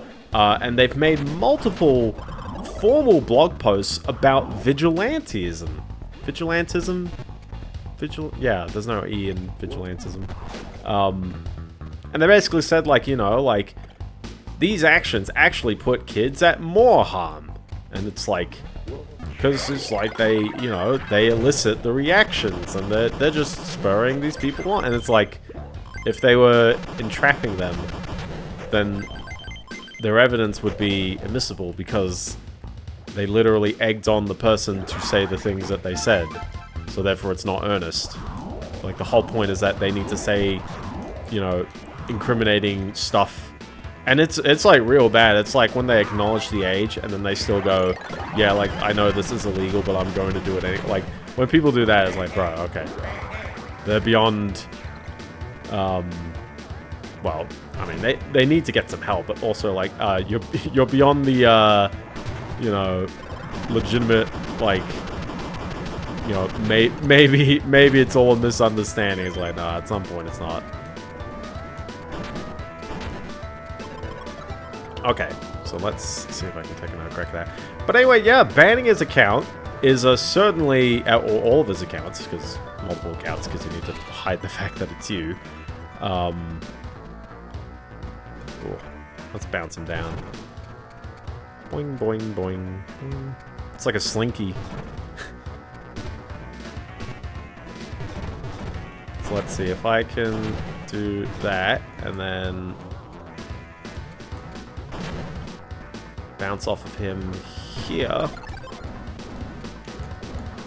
It was there on the map. I don't see any lines. Where is it? It's basically... oh, okay. Well, I mean, it was worth a try at the very least. The CD is, like, above me here, and obviously I can't reach it from, like, there, but... does that mean that there's a secret ground pound kind of brick somewhere? Because that brick is actually, like, invisible. You can't see it. Yeah, okay.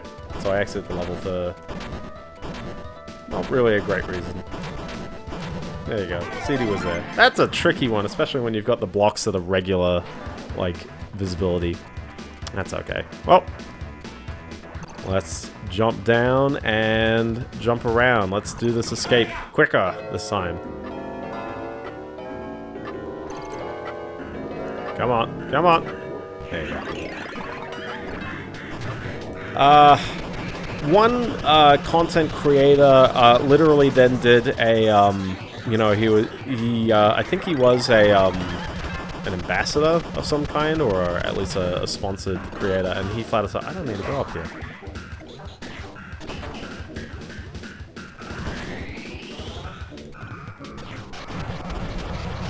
I need to go down here. Also, I did not check out what's in this direction. Oh. That. There you go. He basically quit. He was like, I get this. I'm done. You know, I'm done with that. And then he did a little short thing, I think it was on a stream, where he was just like, let's do an any percent where it's like, how quick can he find illicit content? Well, the CEO wants to turn Roblox into a dating site. And, part of me feels like, you know, maybe he's expanding the audience, and I really hope he is, and not just providing more reasons for the same audience to keep using it. But most likely, hopefully, it's an expanded audience kind of thing. There are people who have found love on Roblox, and lots of video games are like that. But I do think that you gotta spur on. Sorry, you gotta be like transparent. First of all, this ain't looking good, no matter what you're doing. Like, what?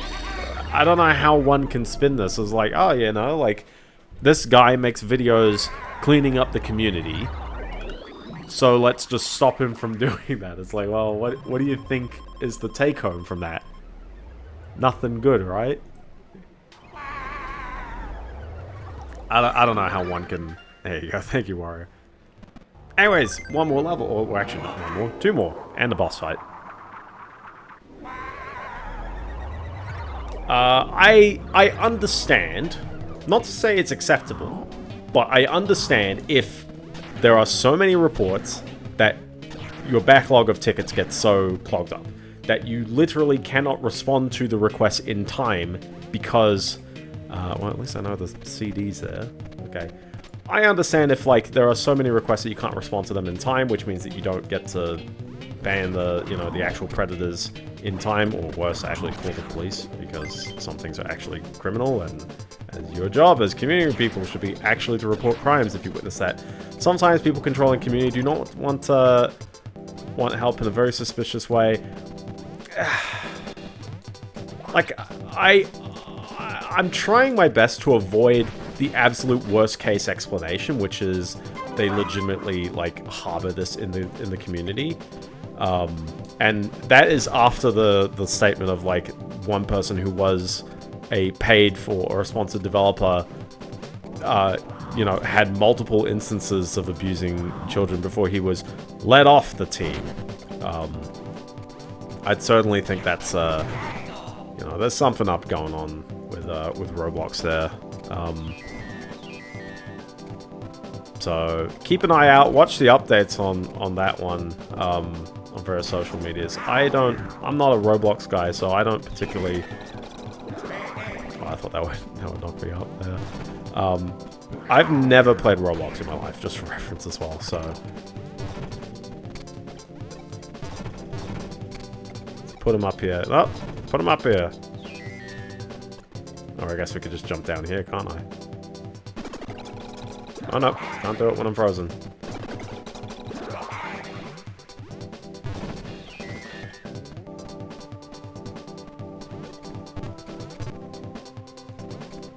Actually, it's a snowball that I gotta do here. Oh! Okay, this guy's just gonna be a jerk about it.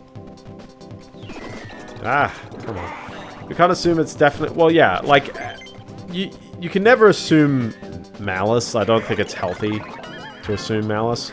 But at the other end, like, when it happens too much, and also in this case, it's like, well, I can't I can't spin this any other way, like, other than, did someone just go, someone is exposing our incompetency, full stop, let's, you know, cease and desist that? Is that, like, is that the angle? Like, someone just saw that point, they didn't put the, like, the incompetency is literally a criminal matter? Or not, sorry, not the incompetency is a criminal matter, although maybe it is, because lawyers have stepped up as well. Lawyers are legitimately, like, looking at this and going, hey, this actually, first of all, this was his business. He was doing the YouTube channel full time, so in theory, is this, you know, like, is this something that actually you can sue over? And then also it's like, yeah, like, is this about to point out that, like, Roblox is doing things so wrong? Who knows? Real US politicians have actually opined on this as well. So, Roblox is in the public spotlight. We will be seeing more and more and more about this, hopefully kind of soon. Because one, I don't think, you know, like, child safety should be, like, scoffed over. Kids are very, very silly and impressionable on the internet. And as someone who was a kid who was silly and impressionable on the internet, I never, for reference as well, I don't have any, like, crazy sob stories. I was relatively detached, and I feel like I did pretty okay on the internet. Although, again, like, putting my voice out there kind of young is like, oh, okay. And then also putting my face on there. Someone is definitely going to go like, oh, you know, there's a young Blendo face somewhere out there. And that's something I just got to deal with, I guess. But I don't have a house address at the very least. And then someone's going to find it. That is a spurring it on. Certainly there are something about trying to help in some community. Well, this is... Yeah, this isn't even like a trying to help. This is literally like... You know, I think he did say as well, like, there is a program... And the program he literally was never invited into to, like, actually help out. Or, like, have inside access to fixing these things. There's bound to be more to it, and I think it's curious that there's actually lots of, like, examples of, like, these little services and stuff where it's like, oh, they exist. I didn't know they exist, or something like that. I'm gonna go through that door. That door seems, more lucrative. Ah, which way? There's another door. And another door. Hang on, wait a minute. I've seen this door before. Poneros has been a nice community. It depends on who you ask, I guess. First of all, who you ask and then who they interacted with as well. Because there are definitely nice people in every community, and there are definitely bad actors in larger and larger communities, and yeah.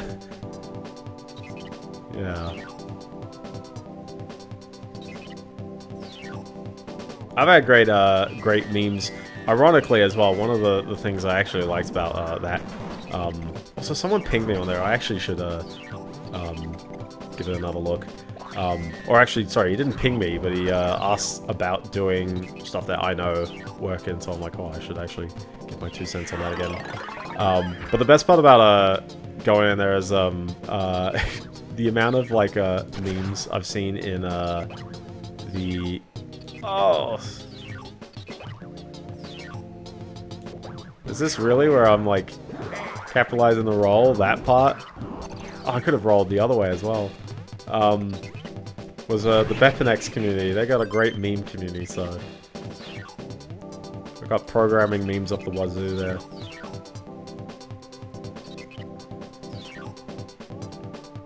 I don't think it's necessarily, like... I think big communities will always tend towards that, but... Roblox is one as well, where it's like, you know, obviously... I don't think the whole of Roblox is responsible for the same, like... You know, like... There's bound to be... Some people are gonna... You know, it can be Betamax? Maybe? I don't know. There's bound to be big communities where the... You know, or big circles where people are so fragmented it actually doesn't really, you know, people legit won't know what's happening on the other half. There's going to be cases like that all the time. And I think the bigger the community, more likely you're going to see that. It loops. It loops. Wow. Okay, that's 3. And I know where the CD is. So the question is, how does this end? This is a curious part at the end here. Yeah, you got... This actually reminds me of a Wario Land 3 level. Doesn't it? You got these bits where it's like... You just gotta roll into it, I think.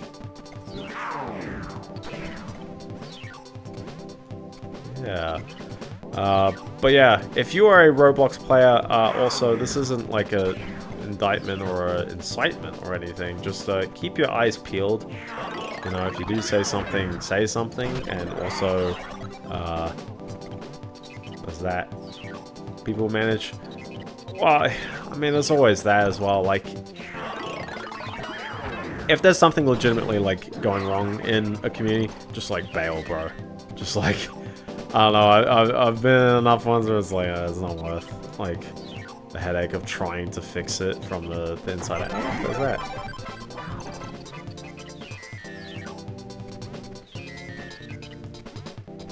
Wario Land 3. You should play it. Or you should watch a certain person who streamed it. That's right, Chugga Conrad. Did Chugga Conrad play it? Oh. So I'm trying to, like, mental note. The CD was all the way back at the beginning. How do I get over there? Could be down the pipe. Pipe's usually for a bonus, though.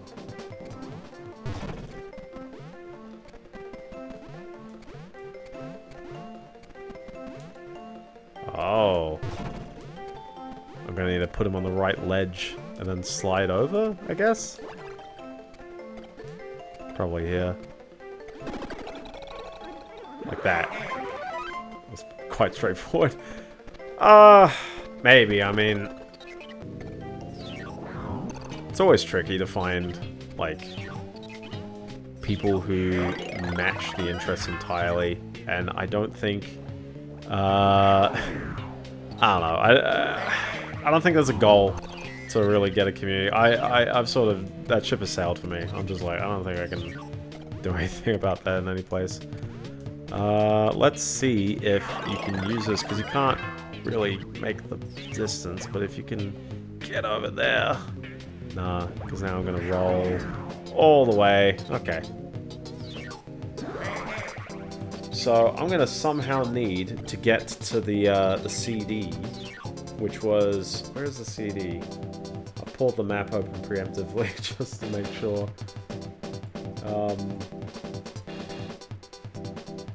So we've got our getaway kind of area. What's that CD? Where did it go? I physically saw it as I entered the level.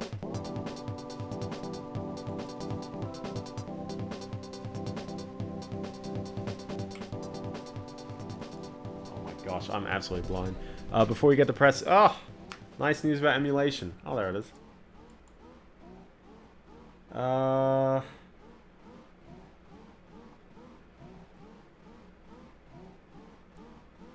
Ah, okay. I get it. Okay, cool. At least I think I get it.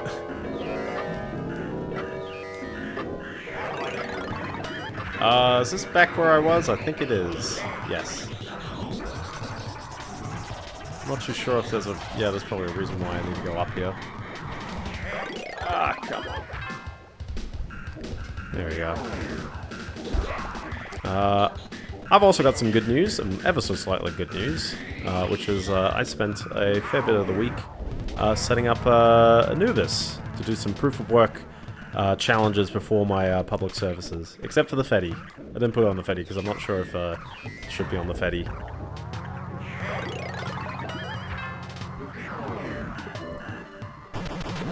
There you go. Oh.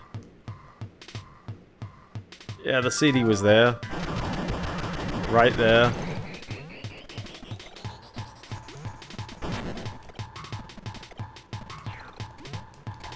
I really missed the CD again. Because now it's just Getaway, isn't it? Previously unemulated consoles now showing... Oh my goodness, finally! The Philips CDI!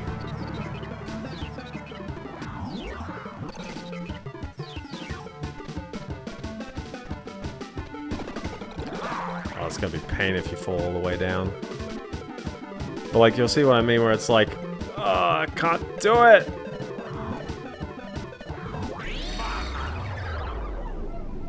Ah.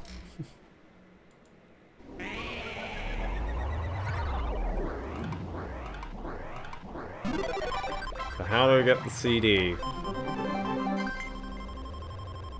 Or it would have been from that era, I guess. Gosh, I mean, it's gotta be an obscure one if it's from that era.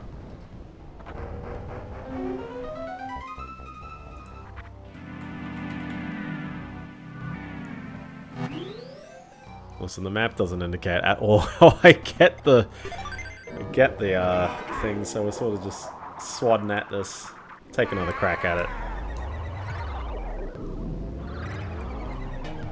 Pioneer Laser Active. Yep, that is one where it's like you'll look it up in a list and you'll be like, yeah, that one. So you can see there's a...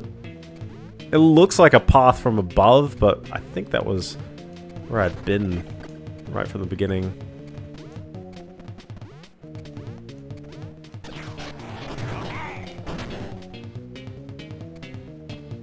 Yeah, like it's there, so...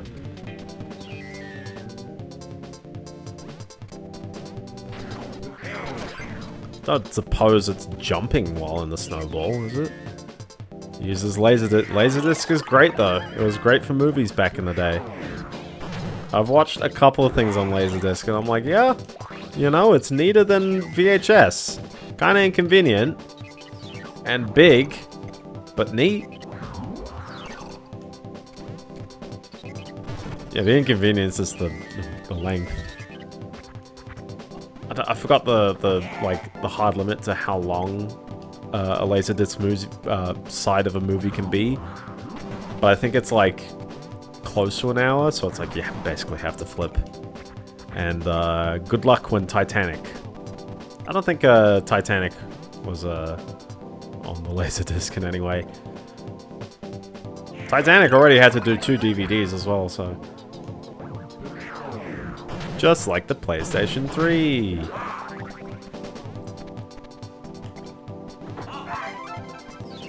See, the worst part about the chase, the Wii game for Wario Land, which is kind of a direct sequel to this one, lets you retry the chase part if you die. I think it does. Does it? Maybe it doesn't actually. Ooh, cheated death. Ooh, cheated death again.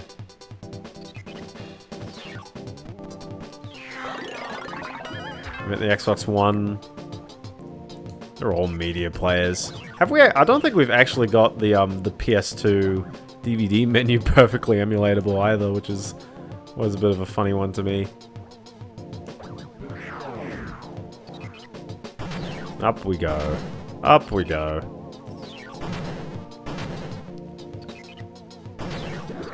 That's why they called it one. It'd be the all-in-one. That's what it was.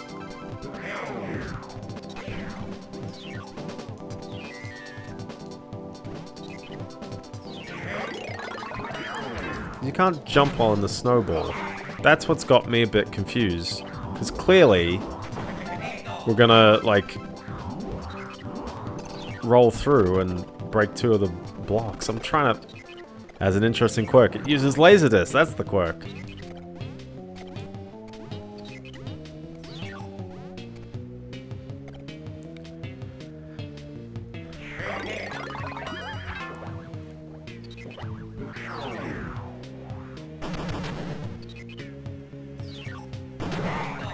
So, hitting a wall seems like a...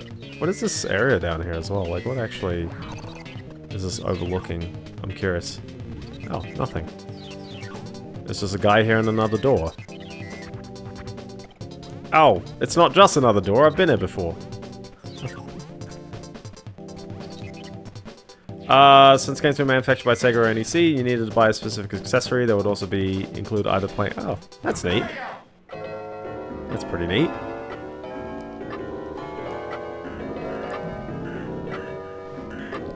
So do I have to be rolling slowly for this? Is that where it goes? I don't think that particularly... No, it doesn't particularly control anything there. That's what I'm confused about. I'm looking this up right now. What's the level? 40 below fridge CD. YouTube. There you go, hidden CD. 21 minutes! 10 minutes? 12 minutes? Oh my goodness.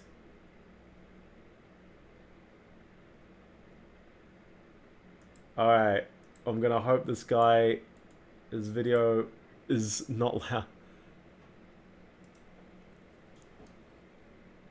Game Boy also says Game Boy Advanced with a plural. Oh, it's so choppy. It's a 2022 video. Oh. It's a very choppy video, Mr. Man. I'm sorry. You gotta try your best to make your quality things. So, hold on. So he misses it in the same way. Is there a way to go back up? Maybe. Oh, he does! Oh, I'm an idiot!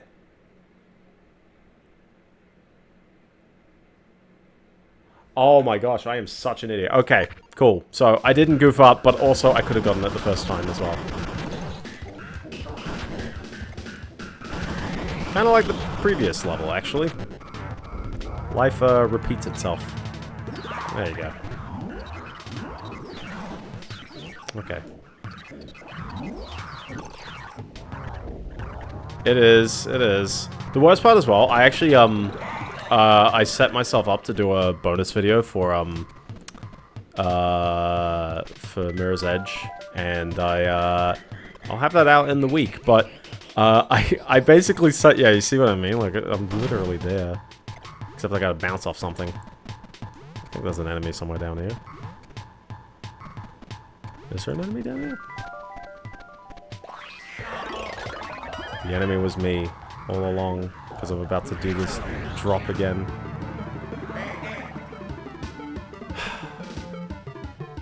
There's a Biendeo moment right there.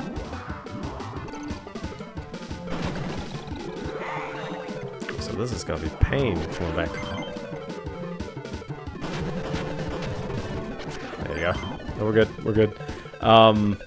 But yeah, no, I've got the bonus video queuing up. I'll have it later in the week. But it's, I was like, yeah, you know, like I kind of wanted to. The main goal was to kind of see if I could clear all the content. And what I found out is that the icons on the map. Yeah, this makes a lot more sense, doesn't it? Was that the icons on the map only indicate the glowing yellow floating things. They do not indicate any other collectible. Including the voice memos, including the electronic parts you tear up, including the hidden brochures, whatever. None of those show up on the map. No one has made a map of anything. There's only a single, like, YouTube playlist of a person. 22 parts. I'm like, I'm not just watching this and then reiterating this as well. That's a lot of work. Everyone likes a good old pinball level, don't they? And we got hills.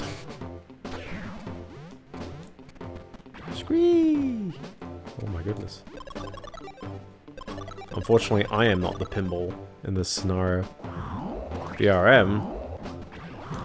I mean, yeah.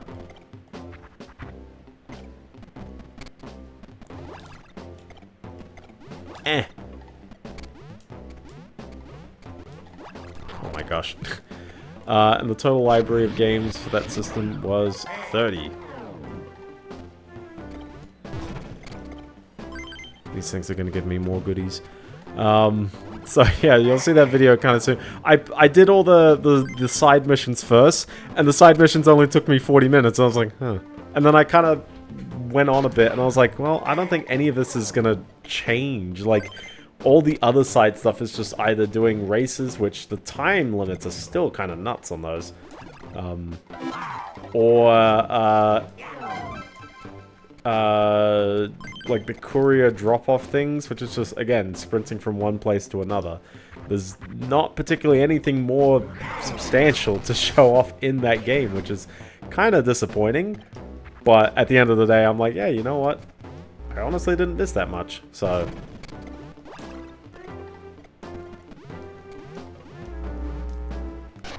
I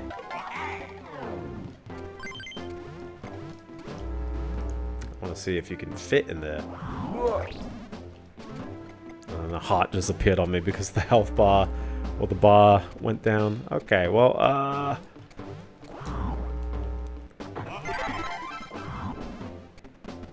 there's another example. There you go. Down we go. The recent breakthrough specifically about Sega LD ROMs. Interesting. I don't know of any games for this machine. Oh, I gotta be on fire doing this. Oh, okay.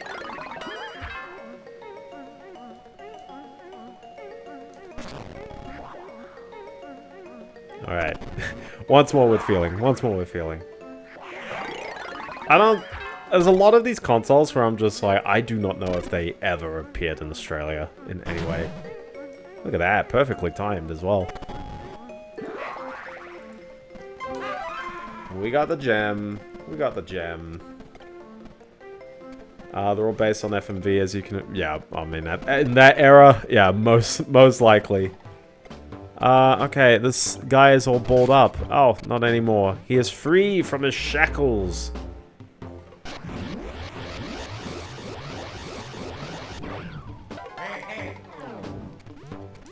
Give me that coin. That very superfluous coin. Bonk. There you go. Oh! All the way down, unfortunately. But yeah. No, I hope there'll be a little bit of love for a bonus video for that. But yeah, I haven't done a bonus video in like 2 years, I think. I did one for Shadow Man, because that one was another one where it's like, I'm collecting a bunch of stuff. But unlike Shadow Man, it didn't mean anything, did it? That diamond. Diamond to me. This is a neat level, though. Other than everything is out to kill you. I guess just like most levels, aren't they?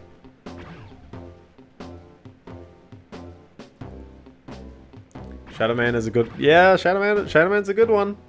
I definitely recommend playing it.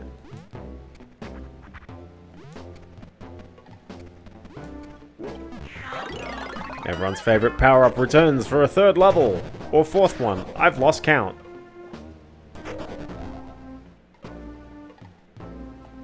Now I gotta burn those pounds off.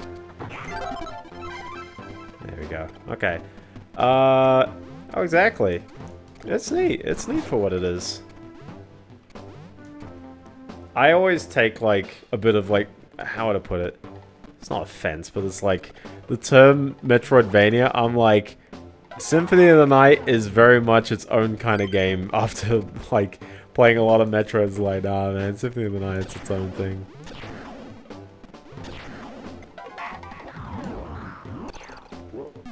Whoa. Have you played the sequel to Shadow Man? No, I haven't. Sorry, not Second Coming, to Ekond Coming. It's one of those kinds of spellings. But I hear it's okay, but it came out at the same time as BMX XXX. Like, it literally had a very similar stunt where they, well, I guess not specifically with that game, but...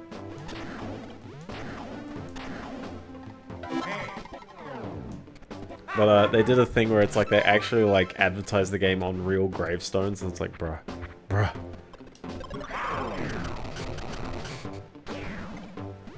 Acclaim was a very nutty company at that time, I tell ya. Although kind of funny in hindsight. They advertised the game on real tombstones. I like the CD.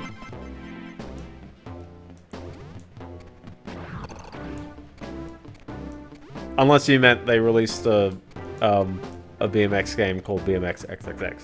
And, I don't think it actually is an adult game. I think it is a mature game in a world where it really didn't need to be, but I don't think it actually was an adult game. But the name doesn't help. The tombstones? Yeah. They paid people for it as well. They were like, yeah, you know, we'll do it. And I think a lot of people found it disrespectful.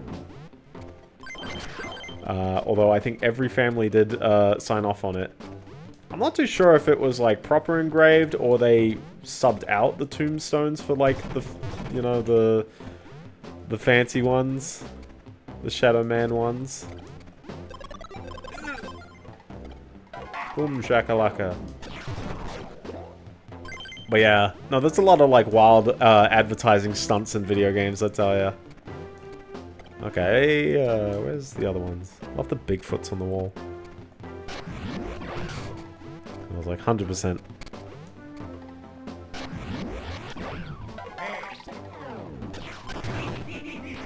There we go.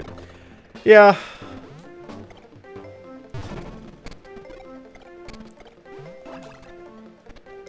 Maybe I go the other way, throw them up there. Yeah, there's a lot of wild marketing stunts. I'm not too sure how many happen anymore. I think one of the classic ones was that people will always say is like not exactly the best taste was your mum will hate Dead Space 3 or Dead Space 2 in particular.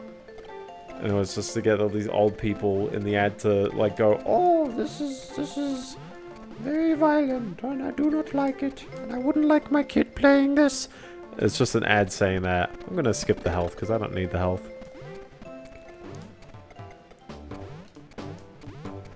That one's not like in the same ballpark of offensive, but it is a patronizing one, I'll tell ya. You're telling me it's got those kinds of games and people did not want to emulate it sooner? Out of its collection of 20 games.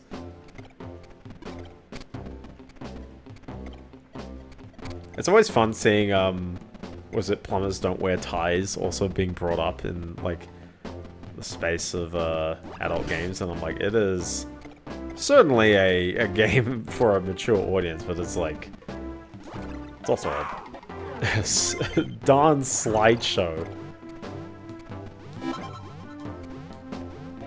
It's like, I don't know what to feel anymore after that one. Okay, let's see. I need the key. I need to get one more thingy. And I see the freedom over here, but the key is over there.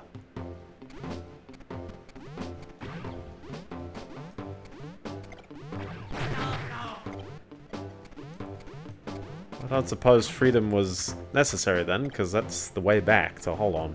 Unless you don't have to do this again. Analog and digital data. Oh, I'm very blind. No. Oh, I see this chillin' here. Given that they give me 6 minutes, it certainly means something. Oh, I gotta do this now. Gotta do one on the way out.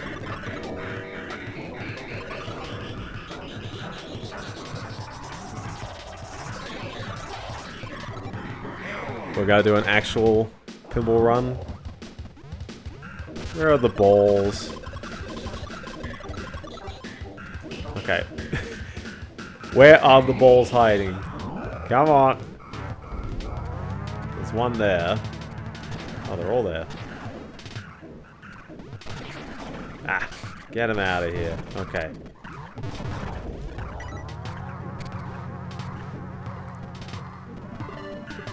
Up we go. Up we go. Ugh. That's gonna do its thing. We go and get the next one. That's a neat level, and so far all the levels have been quite neat.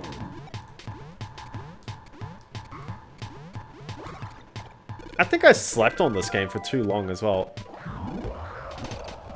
I should know more, but... Should I? LD-ROM? I've never personally worked with Laserdisc, and, like... Just because I say I've, like, seen one doesn't necessarily mean I have one, or I own one. I really don't know. Like, it was fairly, like, on its way out. There we go. That should be it, right? Why is this one not in? Well, that one's in. So where's the other one? Oh, really? Ah.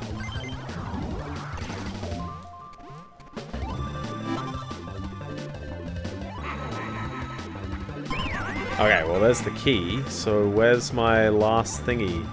Is it in this room? Maybe?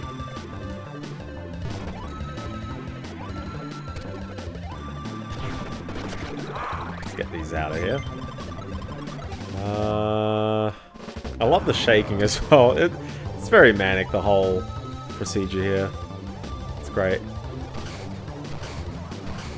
An actual kind of pinball toss. Oh, that's not a real pinball toss. Eh.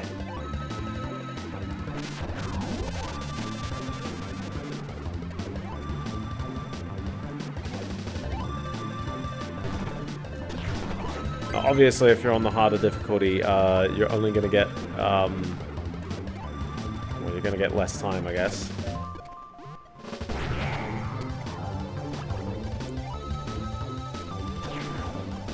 Get up there. Do you need to bounce it?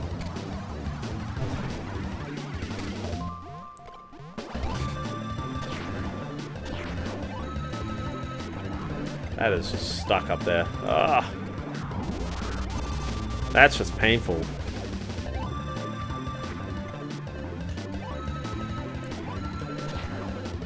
Same thing with this one being stuck up here, I tell you.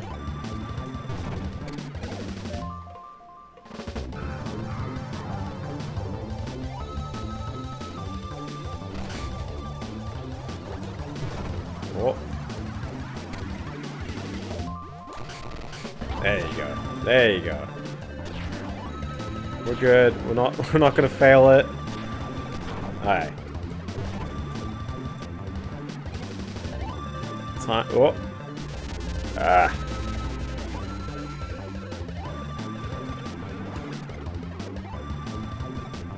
Keep alternating sides now that I've knocked some of these down. Did that get stuck up there again? I'm not hearing it tick the thing. Nope.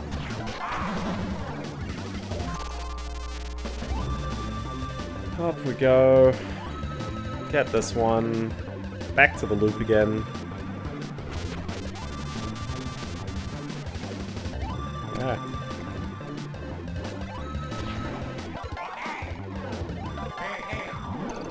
There we go.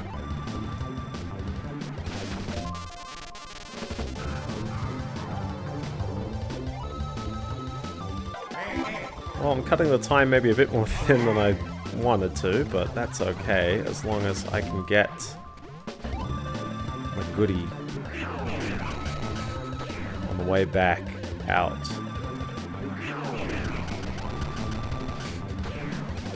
Well, they're really leading me all the way out, aren't they?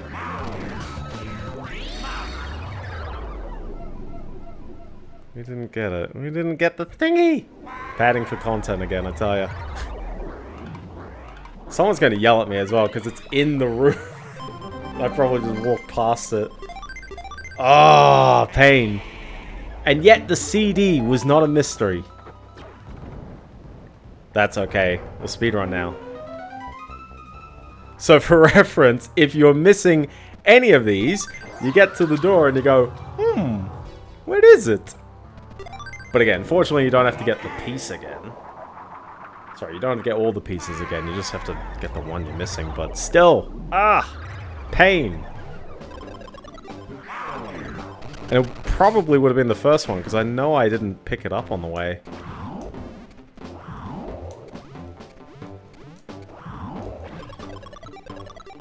So this is probably like a part of me is going like, you know, why was I spamming emulator save states and rewinds all the time? And I think it's probably this.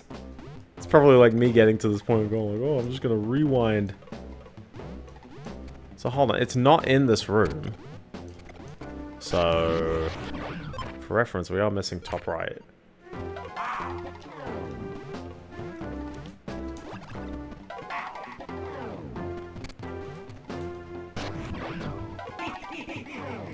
Oh, come on.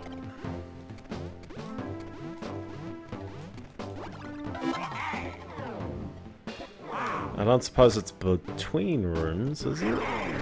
Yeah, I saw it right there. Is that actually, like... I sort of went right past it thinking you can't get it. But isn't it... Is it just a breakable block? Because that'd be kind of annoying if it is. Yeah. And I just ran right past that the whole time. That was the one thing I missed. Now I gotta do the whole level again. Ah. Bit of pain. I will definitely criticize the lack of breakable block textures at times. One can probably guess or infer, but I'm just like, man, you know, if you intend for it, don't hide it.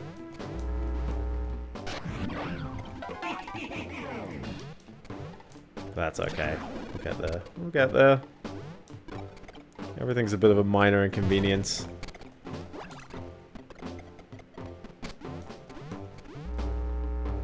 That one's not... That's not even that much of Biendeo moment. There is not... That isn't a Biendeo moment. I want to redefine the Biendeo moment. I feel like just having, like... Like, that's not... Getting ragged on in my own chat. What is the world coming to? Oh my goodness. He's got one frame of jumping and I'm tapping it way too quickly. Oh, come on.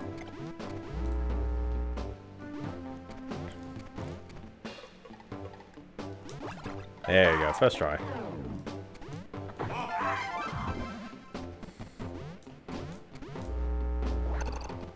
It's not in there. Hold on, where was it? Up there, I think? There you go. The Roblox community has its fair share of minor inconveniences. Maybe. Maybe. Do I see anything else on my timeline? There's a person who's aimbotting in Battlefield 6. Allegedly. It's very allegedly. This person keeps denying it. I don't know who this person is, but they're also flexing that apparently their view count is multiplied by 5, and totally they're not just view botting, just like they aim botted. But it also makes me go, well, the worst case scenario is this person actually is like, you know, using aimbots. And also it's kind of hilarious, one, because we know that bot, like, cheats exist in Battlefield 6, which is amazing that you have to use secure boot in order to, like, play the game, and it's just like, yeah, it still has this. Secure boot, for reference, is not a... I mean, it's in the name, it's a security feature. Also, oh, I'm gonna crush you. It's a security feature, but it's not an actual, like, cheating protection feature. What it's intended to do is to basically, like, the computer can only boot with signed versions of operating systems, which means the operating system itself can't have tweaks. But, like, I don't know how many, like, you know, you can obviously sideload without needing to, like, adjust the operating system. So I don't think it's a prohibitive feature there. And then, obviously, as well, it's like, well, it's kind of annoying if you don't use signed versions of operating systems. Like, if you play on Linux, it's just like, oh, cool. It's a hard barrier to that. For some reason, I don't know. Also, it's kind of annoying to use secure boot. There was a fan translation of a dating sim on the FM Towns. Neat.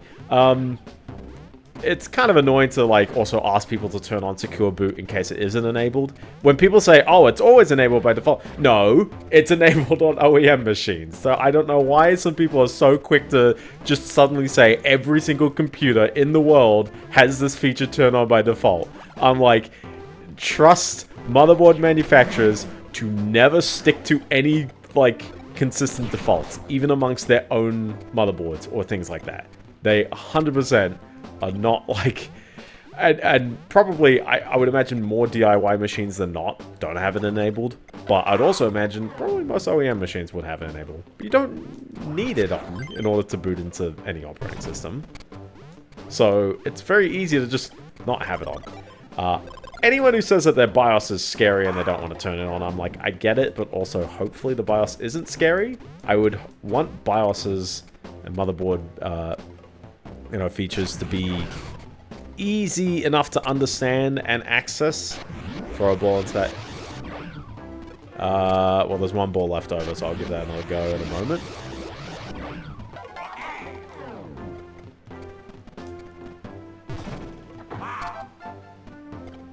No, this one. That one.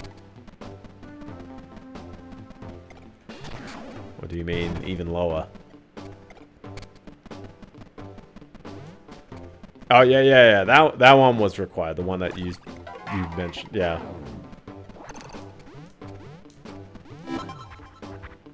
That's where I came. It's good money, though.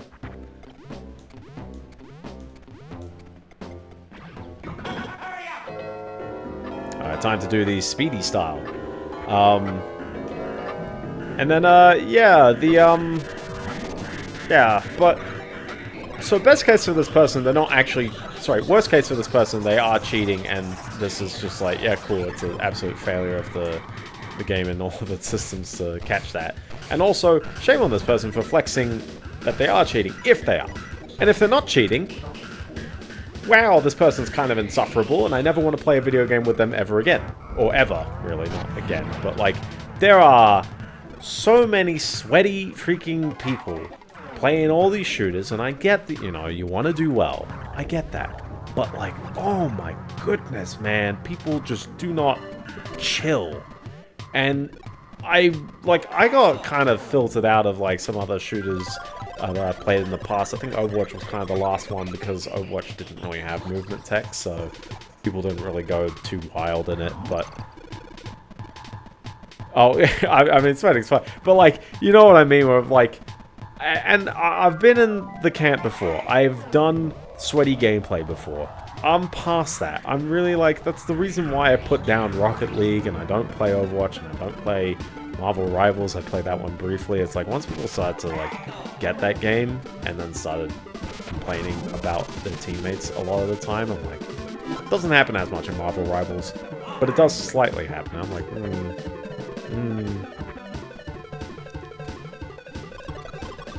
Ah. Also, ah.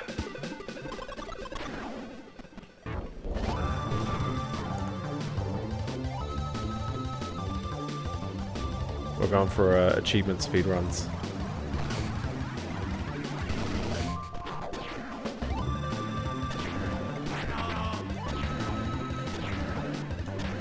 There we go. Oh.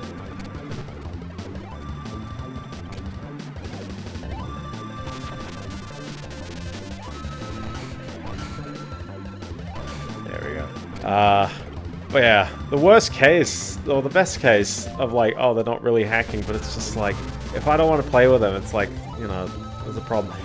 Is it the game developer's fault? No, not necessarily, or not really, actually. But it is kind of something where it's like, I don't think these game devs, like, it's so weird. It's like, I've been playing games for ages. And am I a boomer now because I feel this? It's like, I don't think multiplayer games full stop are really designed for me and mine when they keep throwing in the freaking esports angle, because I'm like, well, it's made for those people who want to play games like that. And I want to play games just for the fun casual of like wacky stuff happening all the time. And they'll roughly market it like that. But then it's like, it'll be very esports focused on the inside, and I'll have a battle pass and I'll have all that kind of jazz, and I'm just like, I don't want to deal with that. Can we beat 3 minutes? I don't know what the achievement time is. That's okay. I'm not particularly going for the achievement time. The answer is no as well. Just barely. What is the achievement time while I'm at it?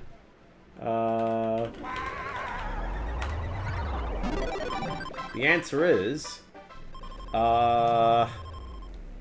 what's the level?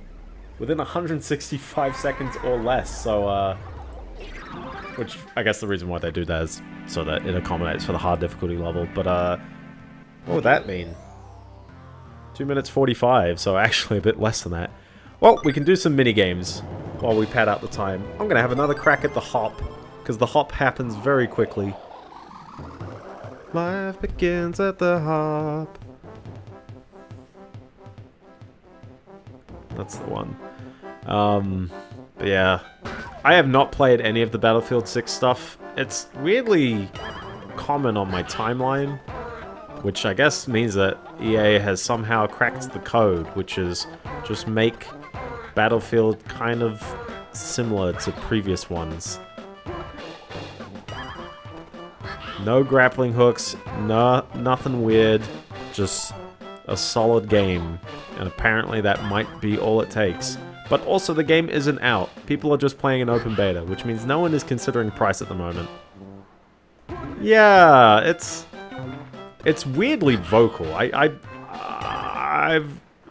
not been used to this on my timeline.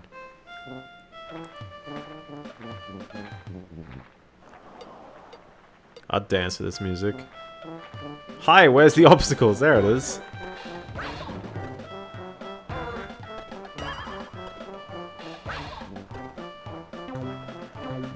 That bird is just there to throw you off, man.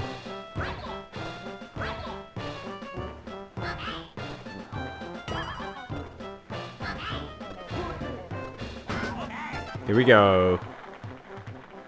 Time to go quicker. But yeah, no, I wonder how EA managed to do it.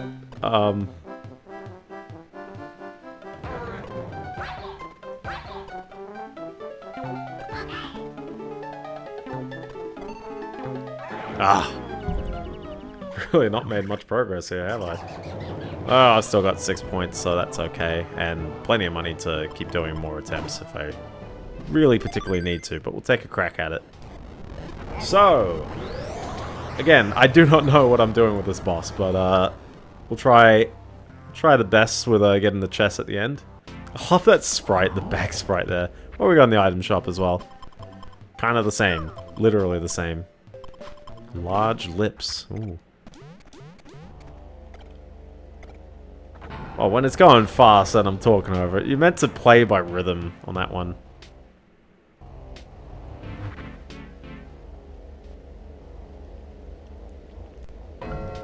I honestly do not remember too much about the boss fights. So I'm like, we'll take cracks at it. Okay. Oh, well, that seems straightforward.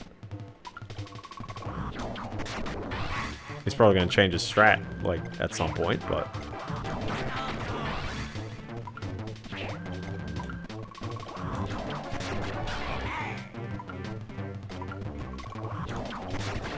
Seems to be working so far. There we go. Maybe I don't need to buy anything. Although I am taking hits. Okay, now he's this. I need to catch these eggs, don't I? Oh. Nope. Don't hit him with it. There you go.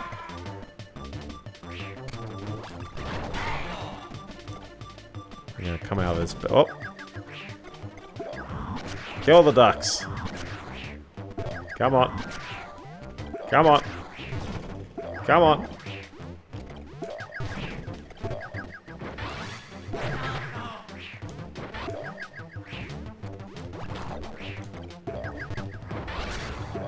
I don't know why I'm struggling to catch him. I got like 3 great catches before, and now it's like absolute struggle town. There you go.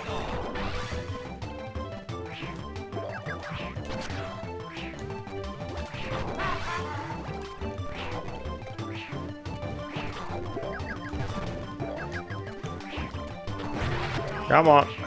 Come on. Ah. Oh my goodness. Ah! First try. First try. Didn't even need anything on that one. Woo.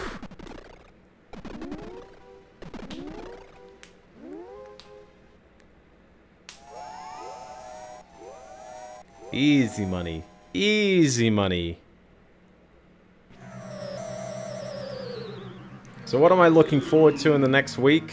I'll probably give Mario Kart World a try. I'll tell you how that's going. I'm clearing out Motorstorm Arctic Ridge.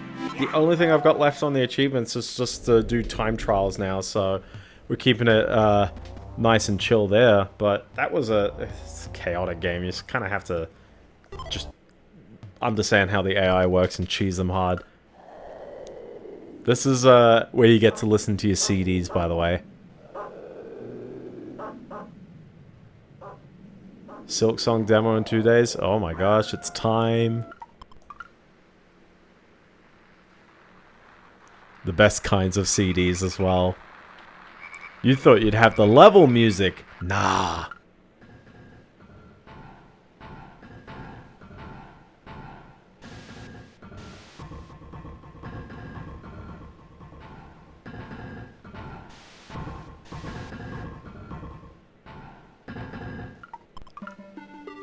Well, sometimes you do a little bit. This is the charm of the game, though. Just it's zany as. Before we get into actual WarioWare zaniness, but I love this digitized sprite of probably one of the devs. I don't know who this is actually. If anyone knows who is this Wario, oh, these are different people all the time. Yeah, maybe it's all the devs.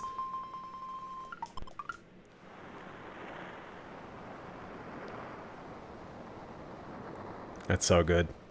Anyways, I'll call it there for the stream. That's basically about half the game done. We've done 2 of the passages.